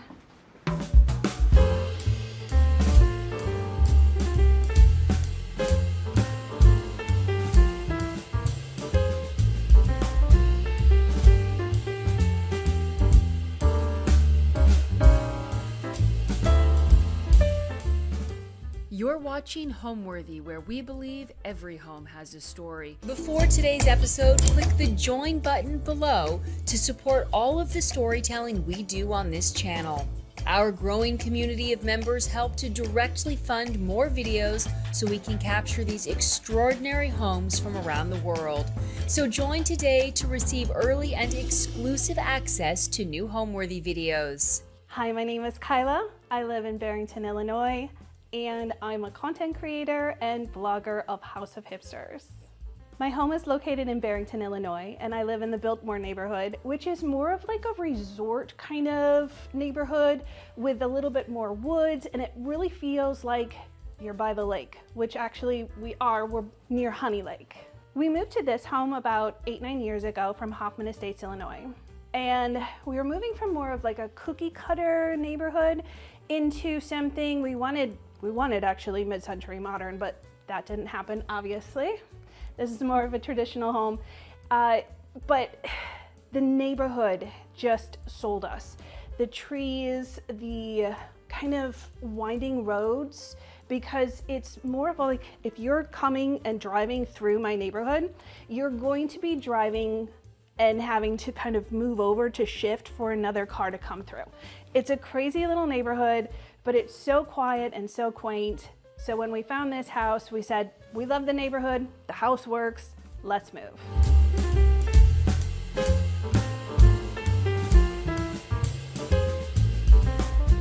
Welcome to my front room.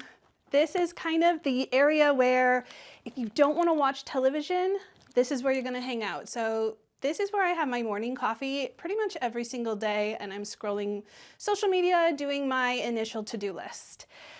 I love, love, love this piece in particular.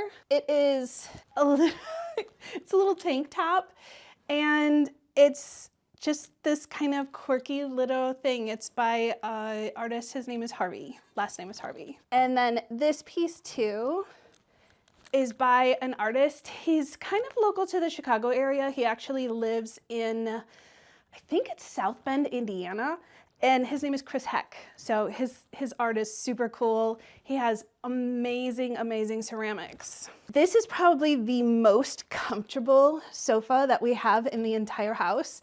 When I first showed it on TikTok, someone called it the croissant. So it has been named the croissant ever since. So we all kind of fight over who's gonna sit on the croissant. This is a sofa that's by Ralph Lauren. It's been recovered in linen by Holly Hunt. And I actually purchased it at an estate sale. So, I mean, you're talking a very expensive, very high-end luxury sofa for about, I think it was under $500. Total steal. And it is comfortable, and it is a tank to sit in. I also used to own a vintage shop in downtown Barrington, and this was one of the lamps that was in it. It's by an artist, his name is Pilardi, I believe, and it's from Italy. It kind of looks like multiple pieces of ice cubes, and it's super heavy. And I just couldn't, when I closed the store during the pandemic, I couldn't part with it. So it came to live here with me. And the sheep is someone that always gets a lot of love on social media. I got him from a hunt club in Barrington Hills, actually, at an estate sale. You'll find that most of the pieces in the house are from estate sales. This is all pretty much vintage as well, or artisan pieces. This is a funky little weird sculpture that is slightly creepy, but slightly cool. So she's one of my favorites. And this painting is by Robert Cook. And the books are not just for show, they are definitely something that we look through for inspiration here at House of Hipsters. All the paintings here are actual paintings, they're not prints. This is a lamp by Rudy Stern. It's actually neon and it looks super cool and super fun, and actually had that in the shop as well, along with another one that lives upstairs in my office. I couldn't get rid of them, so I hoarded them myself. This is a piece as well that gets a lot of attention. I saw it probably 2 to 3 years prior to me actually purchasing it, but the pandemic hit, it was really expensive at the time, and I said, you know, I just gotta wait, I can't spend that much money, but I never stopped thinking about it. It's a gramophone, and little pieces actually come off of it and work and turn, and it's just a super cool, funky linen sculpture. The art here is from a local shop. It probably needs to be reframed. You will notice that on the walls, you will see a lot of holes still, and that's okay. My house isn't perfect, and I tend to move my art around a lot. So when I do that, I just leave the holes and leave the nails, because it'll probably swap out in another week or so, maybe a month. You'll also find lots of animals. Here's another little cheetah guy. He's from an estate sale. A lot of the art that I gravitate towards is a little bit more abstract. There are not a lot of portraits in here. I do have a few, like this woman here. She's actually a print, and then the artist kind of painted over her. And I've had her for, wow, maybe 15 years or so. And I love her. I think she's super fun. She is one of the only portraits that we have here, besides the portrait in the dining room. When people walk into this room, I just want them to feel it's a little bit more formal, but yet it's still really relaxed and chill. You'll see that there's a lot of white in here, which gives it a little bit more of that formal feel. You have an all-white rug here from Citizenry, and I love it. If it gets dirty, it's okay. It just cleans up. It's fine. But you will feel like this is a bit more of a refined room.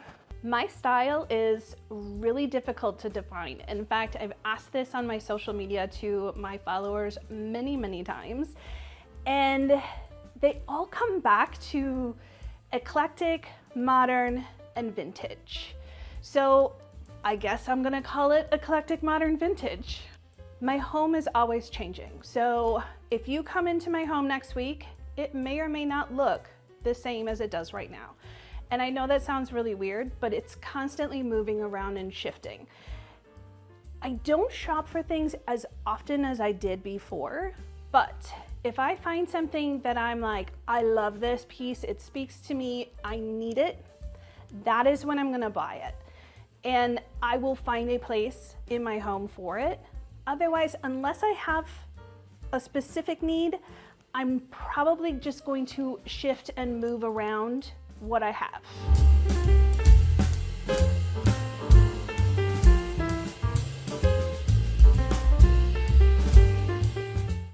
Off of the front room, we enter the living room. This is where we watch TV. It's basically a family room. All the kids hang out here and they have fun, they relax. This is the place where you're gonna chill out and just kick back. And it may look a little formal, but I will say that it's just vintage. So if something breaks in here, it's not a big deal. something spills in here, it's not a big deal. This chair is by Dongia, and it was purchased from a vintage dealer here in Chicago. It was striped at the time, and I reupholstered it in this fabric from Calico. This is a piece of art, and it's kind of naughty, but it makes me laugh because, you know, I think it's a good reminder not to get caught up into the social media world. And since I am a content creator and this is where I spend most of my life, it makes sense for me. So that is really a piece that spoke to me, and I had to have it. It's by an artist, her name is Frances Berry, and she is from Memphis. Both of these cabinets here that flank either side of the fireplace are from Facebook Marketplace, and they just stole my heart immediately. I, of course, have a little bit of whimsy where you have the melted disco ball. On the coffee table, this is my collection of vintage hotel keys. I love vintage hotel keys, and not just like simple hotel keys that you have the plastic. Like, these are from crazy hotels in Bangkok and Cairo and Italy. This one has a knocker on it, and it also has a bar key on it. So it's super fun. And this one is actually a bell. We come over here to the wet bar. This was something that when we first moved in, I didn't know if I really needed a wet bar.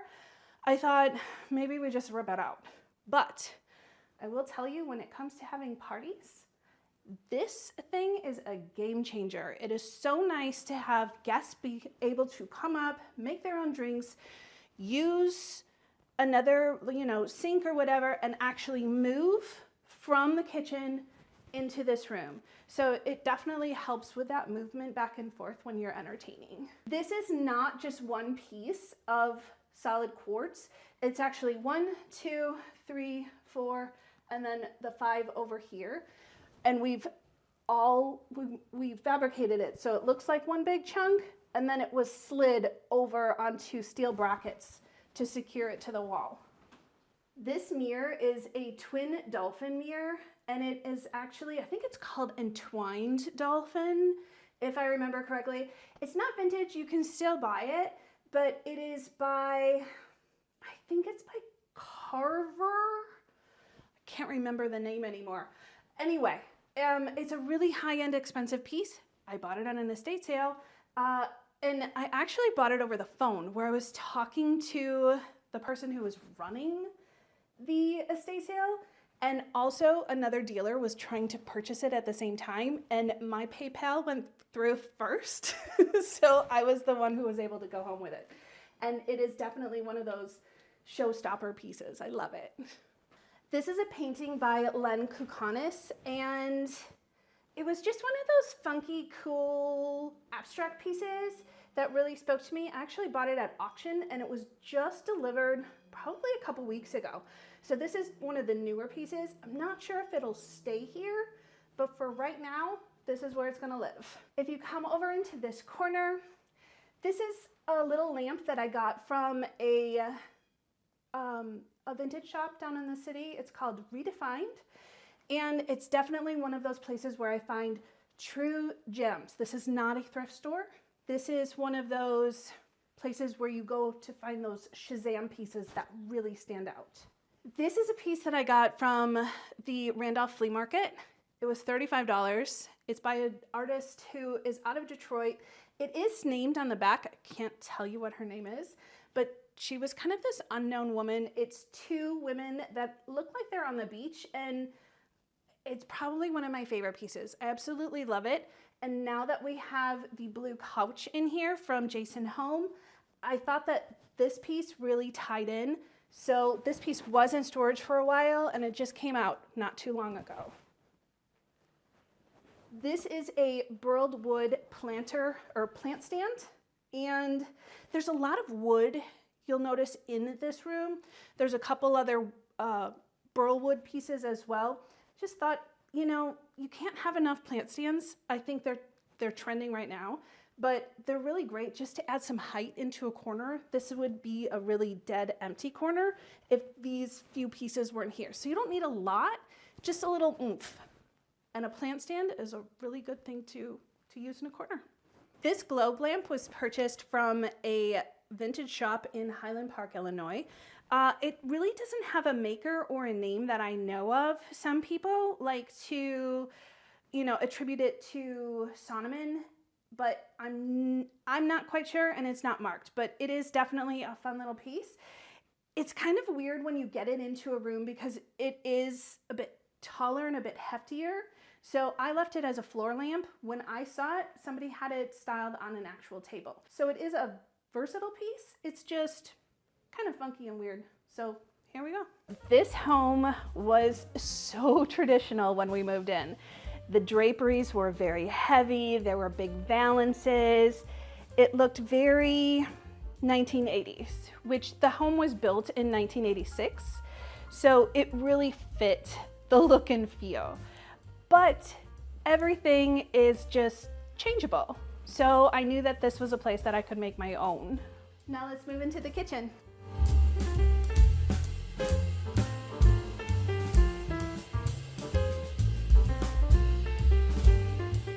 The showpiece here is definitely the island. It is made from quartz by Cambria. This design is called Claridge. And when we renovated the kitchen, it was one of those spaces where we didn't want to spend a lot of money, but you say, I don't want to spend a lot of money in a kitchen, and it's a kitchen renovation. You're going to spend a lot of money, especially when you're dealing with all new stone. This was probably the piece that we put the most money into when fabricating. It has these brass sort of separator in here, and it was definitely one of those things that I threw my fabricator through a loop when I said, I just want a brass inlay. And he said, how are we gonna do that? So this piece is actually a piece of wood that has been laminated with brass, like just clad in brass. So this is actually just a piece of wood that divides the two chunks. But you can tell that it was mitered so well. They matched up the design. So this is a piece, this is a piece, and then these are pieces to make it look like extra chunky. We wanted to do this on a budget. So to do that, we kept the footprint basically the same, meaning we weren't changing where the water pipe was. We weren't changing where the gas lines were. We weren't changing out the appliances. However, we did change out our cooktop just because it was older. And when you have an older cooktop and you're putting it into a piece of stone, you're basically set to that size. So we said, okay, let's swap that one out so that one is at least new. The cabinets were all original to the kitchen. If I had to do it all over again, I may actually switch them. I do love that they go all the way up to the ceiling. At the time when we did this, it was 2019, I believe. And the cabinets were really in great shape still, but they were original to the house, meaning the owners who owned it prior to us did sort of a flip in here. They swapped out the cabinets, but they used their original granite countertops. And the granite was starting to pit and get chipped and look kind of yeesh. So that was definitely something that both countertops needed to be switched out along with the island. To give the cabinets a little bit of a oomph, we did swap out the original hardware, which was more of the basic builder grade, to these Buster and Punch brass knurled pieces. It definitely gives it a little bit more of a glam kind of look and a little bit more of a higher end look rather than the smaller brush nickel pieces that you would get that is a little bit more of a builder grade. And then if you come over here, this is our pantry, and the door is actually from Facebook Marketplace. I drove, I want to say 8 hours round trip in order to get this. We painted it, we kind of repainted it black. It was already black. I don't know when it actually dates to, but it just kind of has that old new kind of mix and match feel that I like to decorate with. So You have the glam, and then you have kind of the grungy, creepy old. Of course, no kitchen is complete without a giant cheetah, right? This guy was found at an estate sale. It was actually my friend Trent who was hosting it, and he called me up and said, I have a giant cheetah that you need to have. And you always need good friends like that. The light fixture here is from Hudson Valley. I believe this one is one of the Troy lighting pieces. Don't look at it too closely because you will see that the glass rods need to be cleaned. I know that when I first put this in, I said, I don't care if I have to clean the glass rods. I want to have something like this crazy glam over the top chandelier over my cooktop. If I had to do all over again, I would not put this up there. It is one bear to clean, but it looks really good, doesn't it? Just don't look too close. Of course, no island is complete without a chicken bowl. It's kind of quirky, it's kind of fun. It holds our fruit. You know, it's just kind of one of those talking point pieces that catches your attention when a guest comes over. And it's just fun and weird. The chairs at the eat-in kitchen have changed out a lot, and these are probably, I want to say, the third or fourth iteration. They were found at an estate sale. As you can tell, everything here was basically purchased at an estate sale. The fabric isn't perfect, but the covering is a vinyl, and when you have kids who are, I mean, at that time younger, when they spill ketchup on it, it's okay. The kitchen tables that are, or the kitchen, the chairs that I had in here before were a leather and super fragile, and they just were constantly breaking. So these are kind of tanks that really take a beating. I think the one thing that has not moved in the entire time that we have lived here is this tulip table. And it is not an original mid-century modern vintage piece. It's a knockoff from Target, and I'm okay with it because this is where the kids eat. This is our primary dining place, so every morning, every afternoon, every evening, you're gonna find us right here. And if they spill, if they stain, if they scratch, it's okay. And this art piece here is by my friend Kelly Caldwell. He is an artist out of more of the southern, or not southern Illinois, but southern Chicago side. I believe he lives in Flossmoor, Illinois. Super talented. He does a lot of these block pieces, which you'll see another piece by him in the hallway. And I just love that. I think my ADHD brain gets confused sometimes with patterns and colors and things like that, and I get bored with it. However, this is just one of those pieces that is monotone, and I can live with it. It doesn't have a lot of that crazy stuff. It just blends in and adds texture to this wall. This lamp here is also by Hudson Valley. It kind of has a fun little Art Deco kind of style to it, which is one of those different styles that I like to mix and match in small doses into the house. I think it vibes really well with mid-century modern and postmodern. These bar stools are from Scout Studio Design. They're out of Dallas, and although they're white, they wipe up really well. So these have been in the house for 5 years. Pretty much whenever the kids come over, they're gonna eat pizza here, they're gonna eat spaghetti here. When they have their friends over, they've spilled their Capri Suns on it, and it wipes up nice and clean. They still have that glam look though. Off the kitchen, we have Potty Paradise. This is a showstopper of a bathroom. Kind of crazy and wackadoo with its crazy wallpaper and design, but it's one of those spaces that just is supposed to pack a punch. I chose the wallpaper. It was between a very safe option and this. And I asked two friends, two very different styles. And of course, the one who is safe said safe, and the one who is kind of wackadoo said go wackadoo. You know, I said, if I hate it, I'll just redo it. This is again, probably I have a lot of favorite rooms, but this bathroom might be my most favorite room. And it is also one of the first spaces that I designed in the house. The chandelier that's in here is actually a lucite piece from a vintage shop that's actually no longer open anymore. Her name was the Savoy Flea. She closed it during the pandemic. It's just a really fun wow piece that I also paired with a ceiling medallion.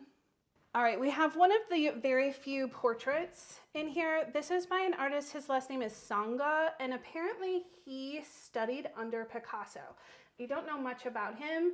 He did do a lot of abstracts later on in his work, but this is one of his earlier pieces, so it is a little bit more rare because it is a portrait. I purchased it from an estate sale and I love it. It does have red in it, which you will see that I don't have a lot of red in my home, but it just works really well in this hallway. This piece here has a lot of texture. It is again by my friend Kelly Caldwell. He and I actually worked on this one together. I like to go down to his studio and just have a fun little play with paint day.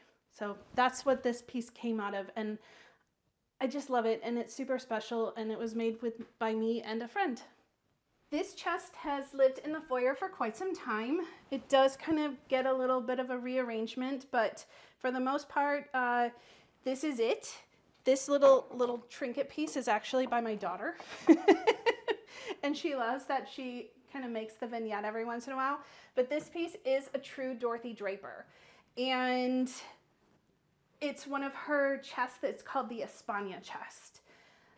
The lighting on here is by Artemida, and just a simple vase. And then this antique mirror, which I bought at auction from Rivet Auction House. What inspires me when I decorate my home?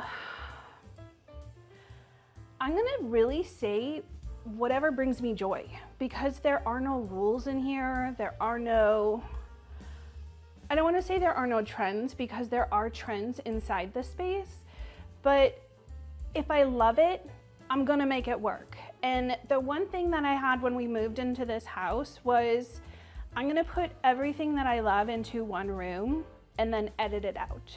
So it's really not this pattern matches with this color, matches with, you know, this style. It is more or less, these are the things that make me smile and bring me joy.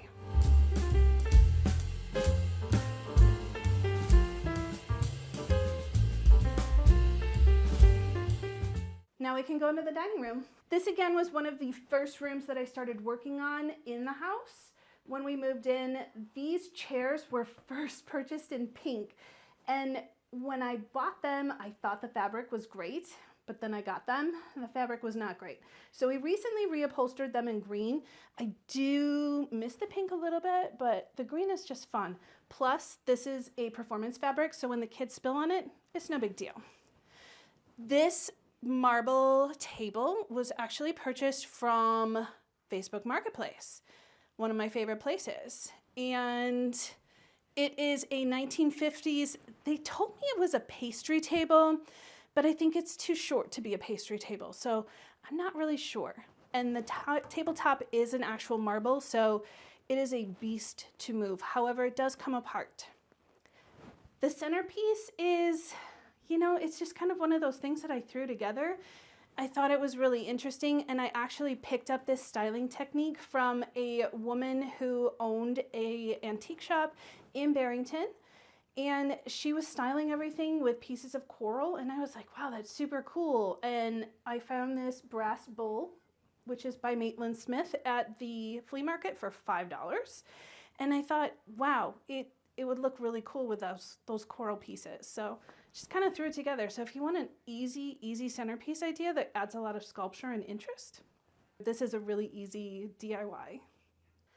This over here is a hutch that we think is probably from the 1930s, 1940s. It was purchased from a thrift store, and it actually lights up, which is super cool. I decided to use it more as a bar. This for me gives us more versatility and a way to actually use it where I'm not showcasing just my collections, because I do have a lot of collections, but I just don't want them everywhere. So in here you will see that there's a lot of different glasses, bar glasses that are all kind of mishmashed together. And I have to thank John Darien for giving me that little styling tip. This is something that he had in his house and I said, ooh, I'm gonna take that. When you're looking at an estate sale or vintage shop or thrift shop and you see a piece that you love, definitely grab it immediately, because if you love it, somebody else is going to love it too. So this is a piece that when I saw it, I said, put a sold sign on it immediately, because a couple other people started coming closer to it and my heart started to race. I said, I need to have that now. So don't hesitate when you're looking for vintage pieces and you're at an estate sale or you're at a thrift shop.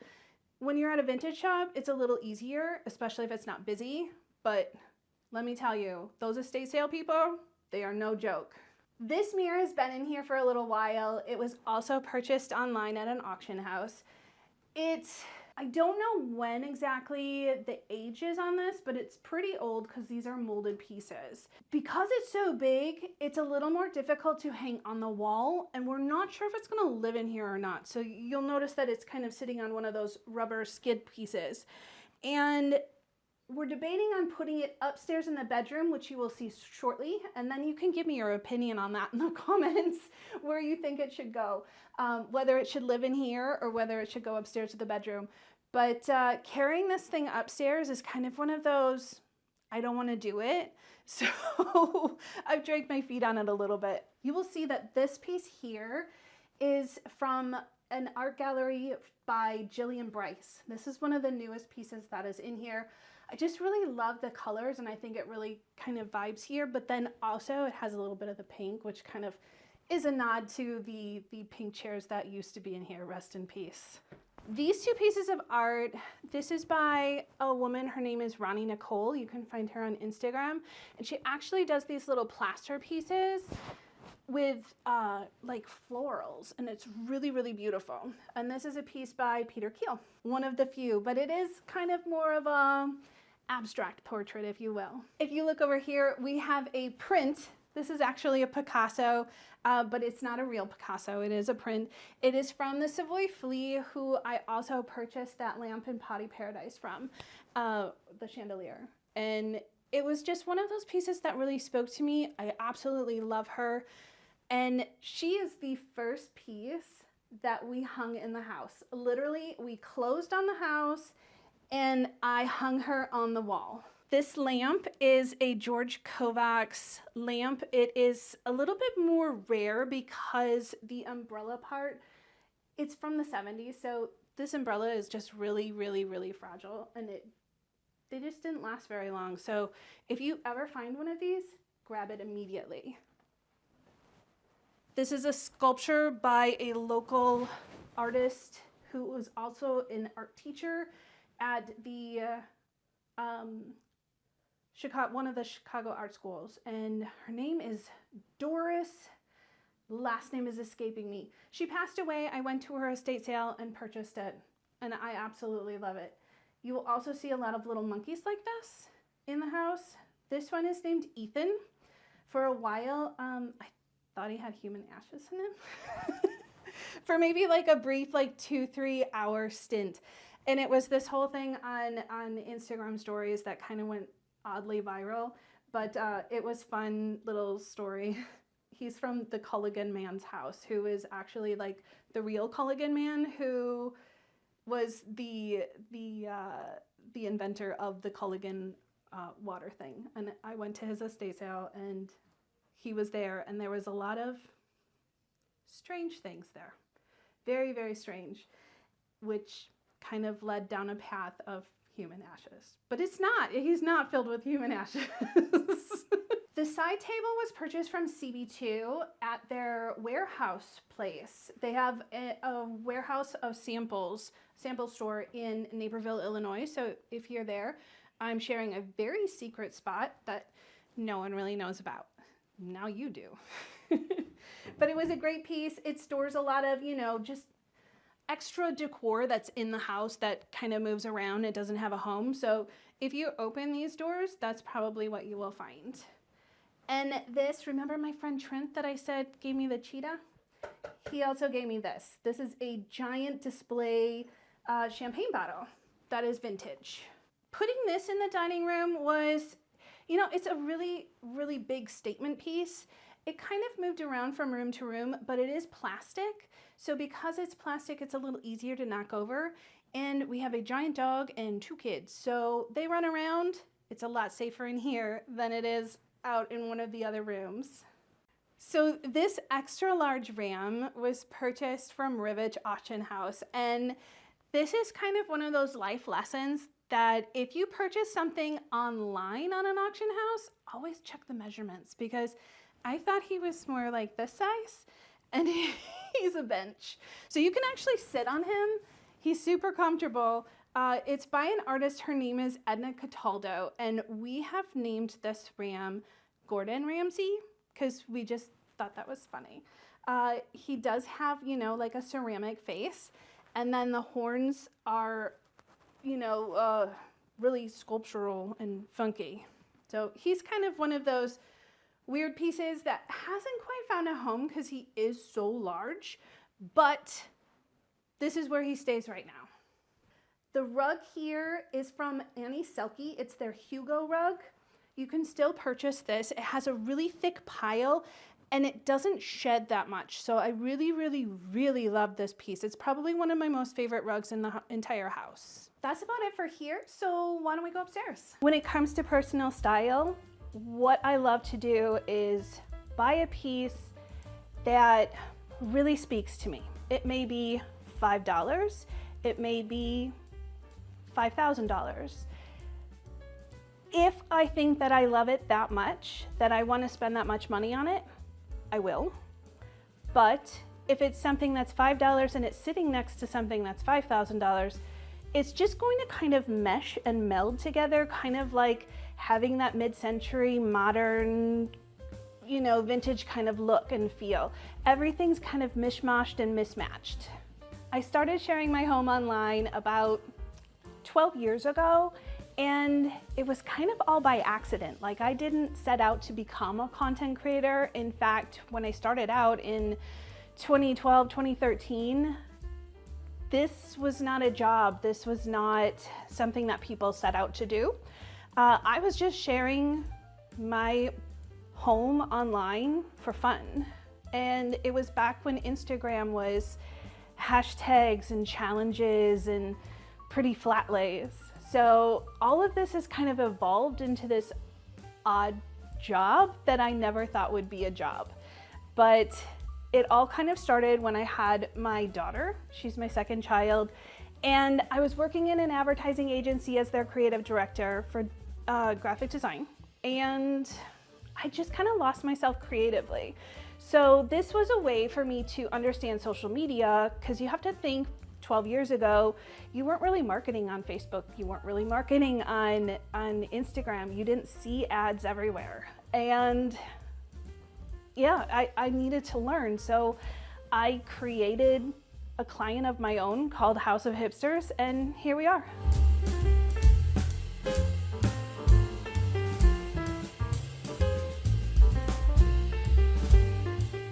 Welcome to my home office. This is where, do they say this is where the magic happens? I guess, for a content creator. This is where I spend most of my days. The sofa is where my husband or my kids come in to say hello to me during, you know, their break times, or when they want to come say hi after school. My husband when he's in between meetings or wants to talk. Also, if a child is in trouble, we tell them to have a seat. So this is the You're in Trouble chair as well. The art that's over the top, that's one of those eye-catching pieces people usually ask me about. It was purchased for $25 from an estate sale. And when I got it home, I posted the signature on Instagram and said, "Help me, who is this?" And someone texted me and said, This is by Gino Hollander, and he's an actually somewhat famous artist. So it was a steal of a deal, and I got super lucky. Those things don't happen very often, so when they do, I love it. You'll also see that I have a lot of funky art kind of all over the place. This piece is by Tony Curry.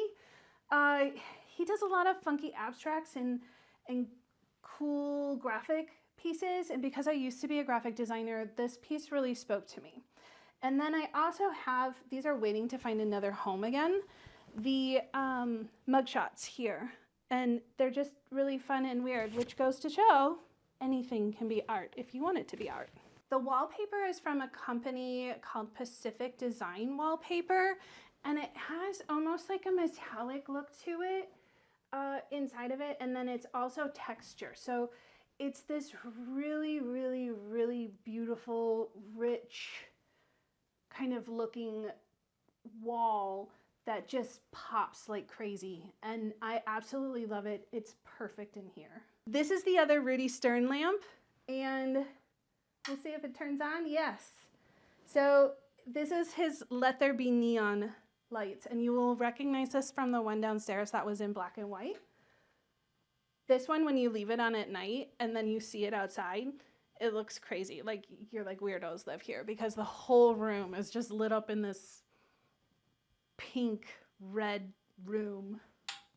A lot of people think that this is art, but it's not. It's a very sculptural piece, but it's actually a light. It's by Blueprint Lighting, and this is a sconce, and it actually is articulating, so you can move it in different places or different arrangements, and it looks super cool.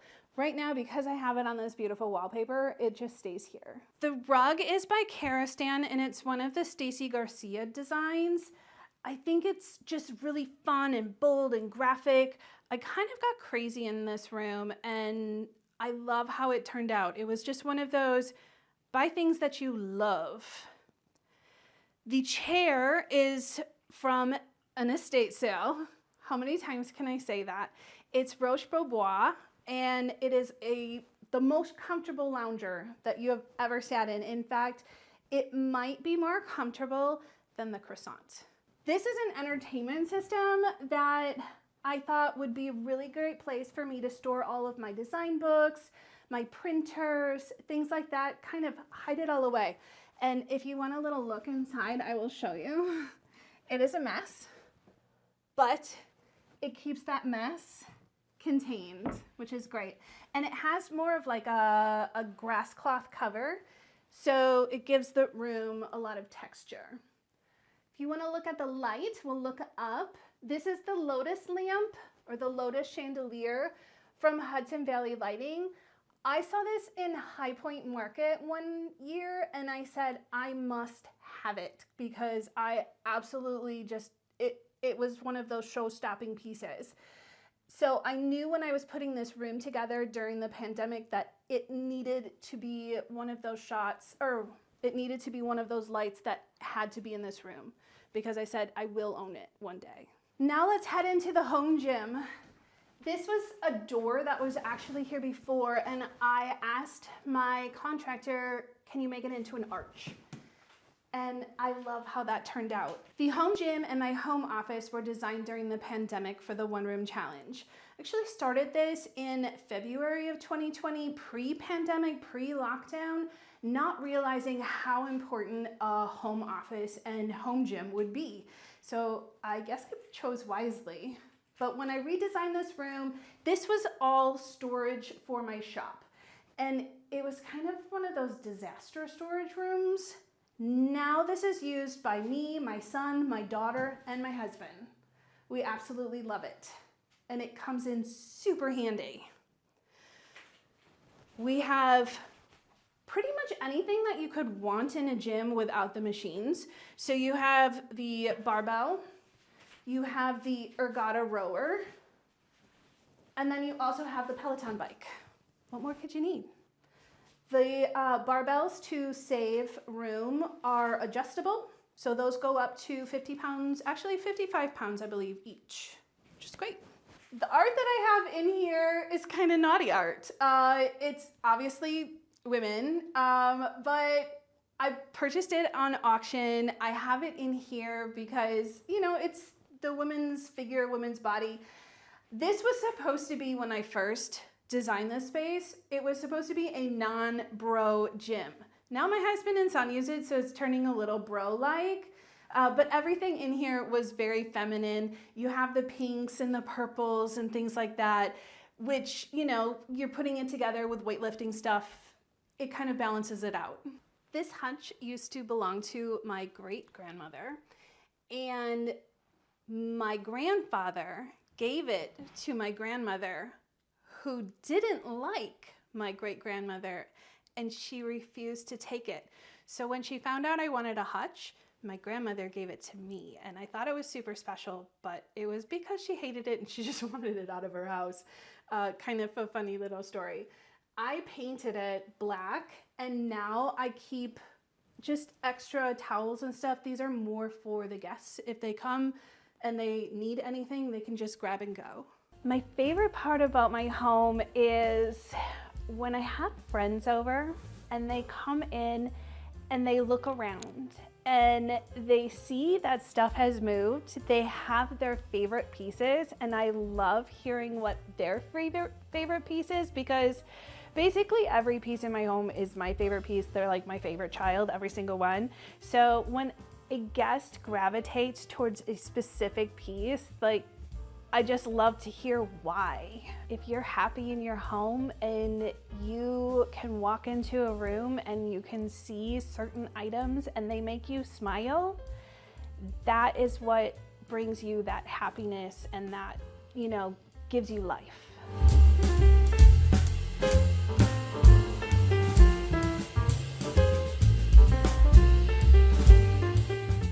Now let's head into the primary bedroom. This little sitting area is not used very often, but it's great to have the extra storage. And these lamps were custom done by a woman whose friend or son had a marble company. So she chose the actual pieces and designed the lamps herself. I bought them from her estate sale. This is the primary bedroom. The wallpaper is really bold and dark. I was a little nervous about it, but I wanted to step outside of my comfort zone. This is by Philip Jeffries, and it's their broad strokes pattern. Absolutely love it. The nightstands are by Brownstone Furniture, also purchased from an estate sale because I cannot afford brownstone furniture. And these are, the name escapes me, but it's from a local vintage shop. I believe their name is Chicago Vintage Department on Instagram, and they have great little finds. So remember when I said, tell me where I should put this mirror? This is where I want to put that mirror, because this piece by Kittinger is way too small, and I'm actually selling it. So it will hopefully be gone one day, and this space will be empty. But it's kind of this odd nook that I don't know what to do with. So this is one of those areas that's not finished yet and in limbo. So do we like the mirror here or downstairs in the dining room? Personally, a mirror, the thing that's holding me back is, one, carrying it up the stairs, and two, there's that whole feng shui thing where you're not supposed to have a mirror facing your bed, and that got into my head. The color of the curtains in here, I wasn't super sure of. I was planning on changing them out. I thought they would be too drastic or too golden black. I like it. I almost say I love it, but then I also thought maybe a soft pink would go in here like really well too, to kind of make it a little bit more feminine and pick up this piece in this artwork, this little bit of blush right here. I don't know, you tell me. We have a lot of you tell me in the comments. Like I said, my house is always changing. Nothing's perfect, nothing's set in stone. It is what it is. This corner is kind of one of those places that doesn't get used but looks pretty. This chest is used for storage. It's also from the Chicago Vintage Department. I absolutely love it. I think having that big pop of chrome, yet mixing the colors with the brass here works really well. And you'll have more brass here and brass gold here and the brass bowl as well. I always like to mix my meadows if possible. Not where it's crazy, but just where it gives it a little bit more of an interest.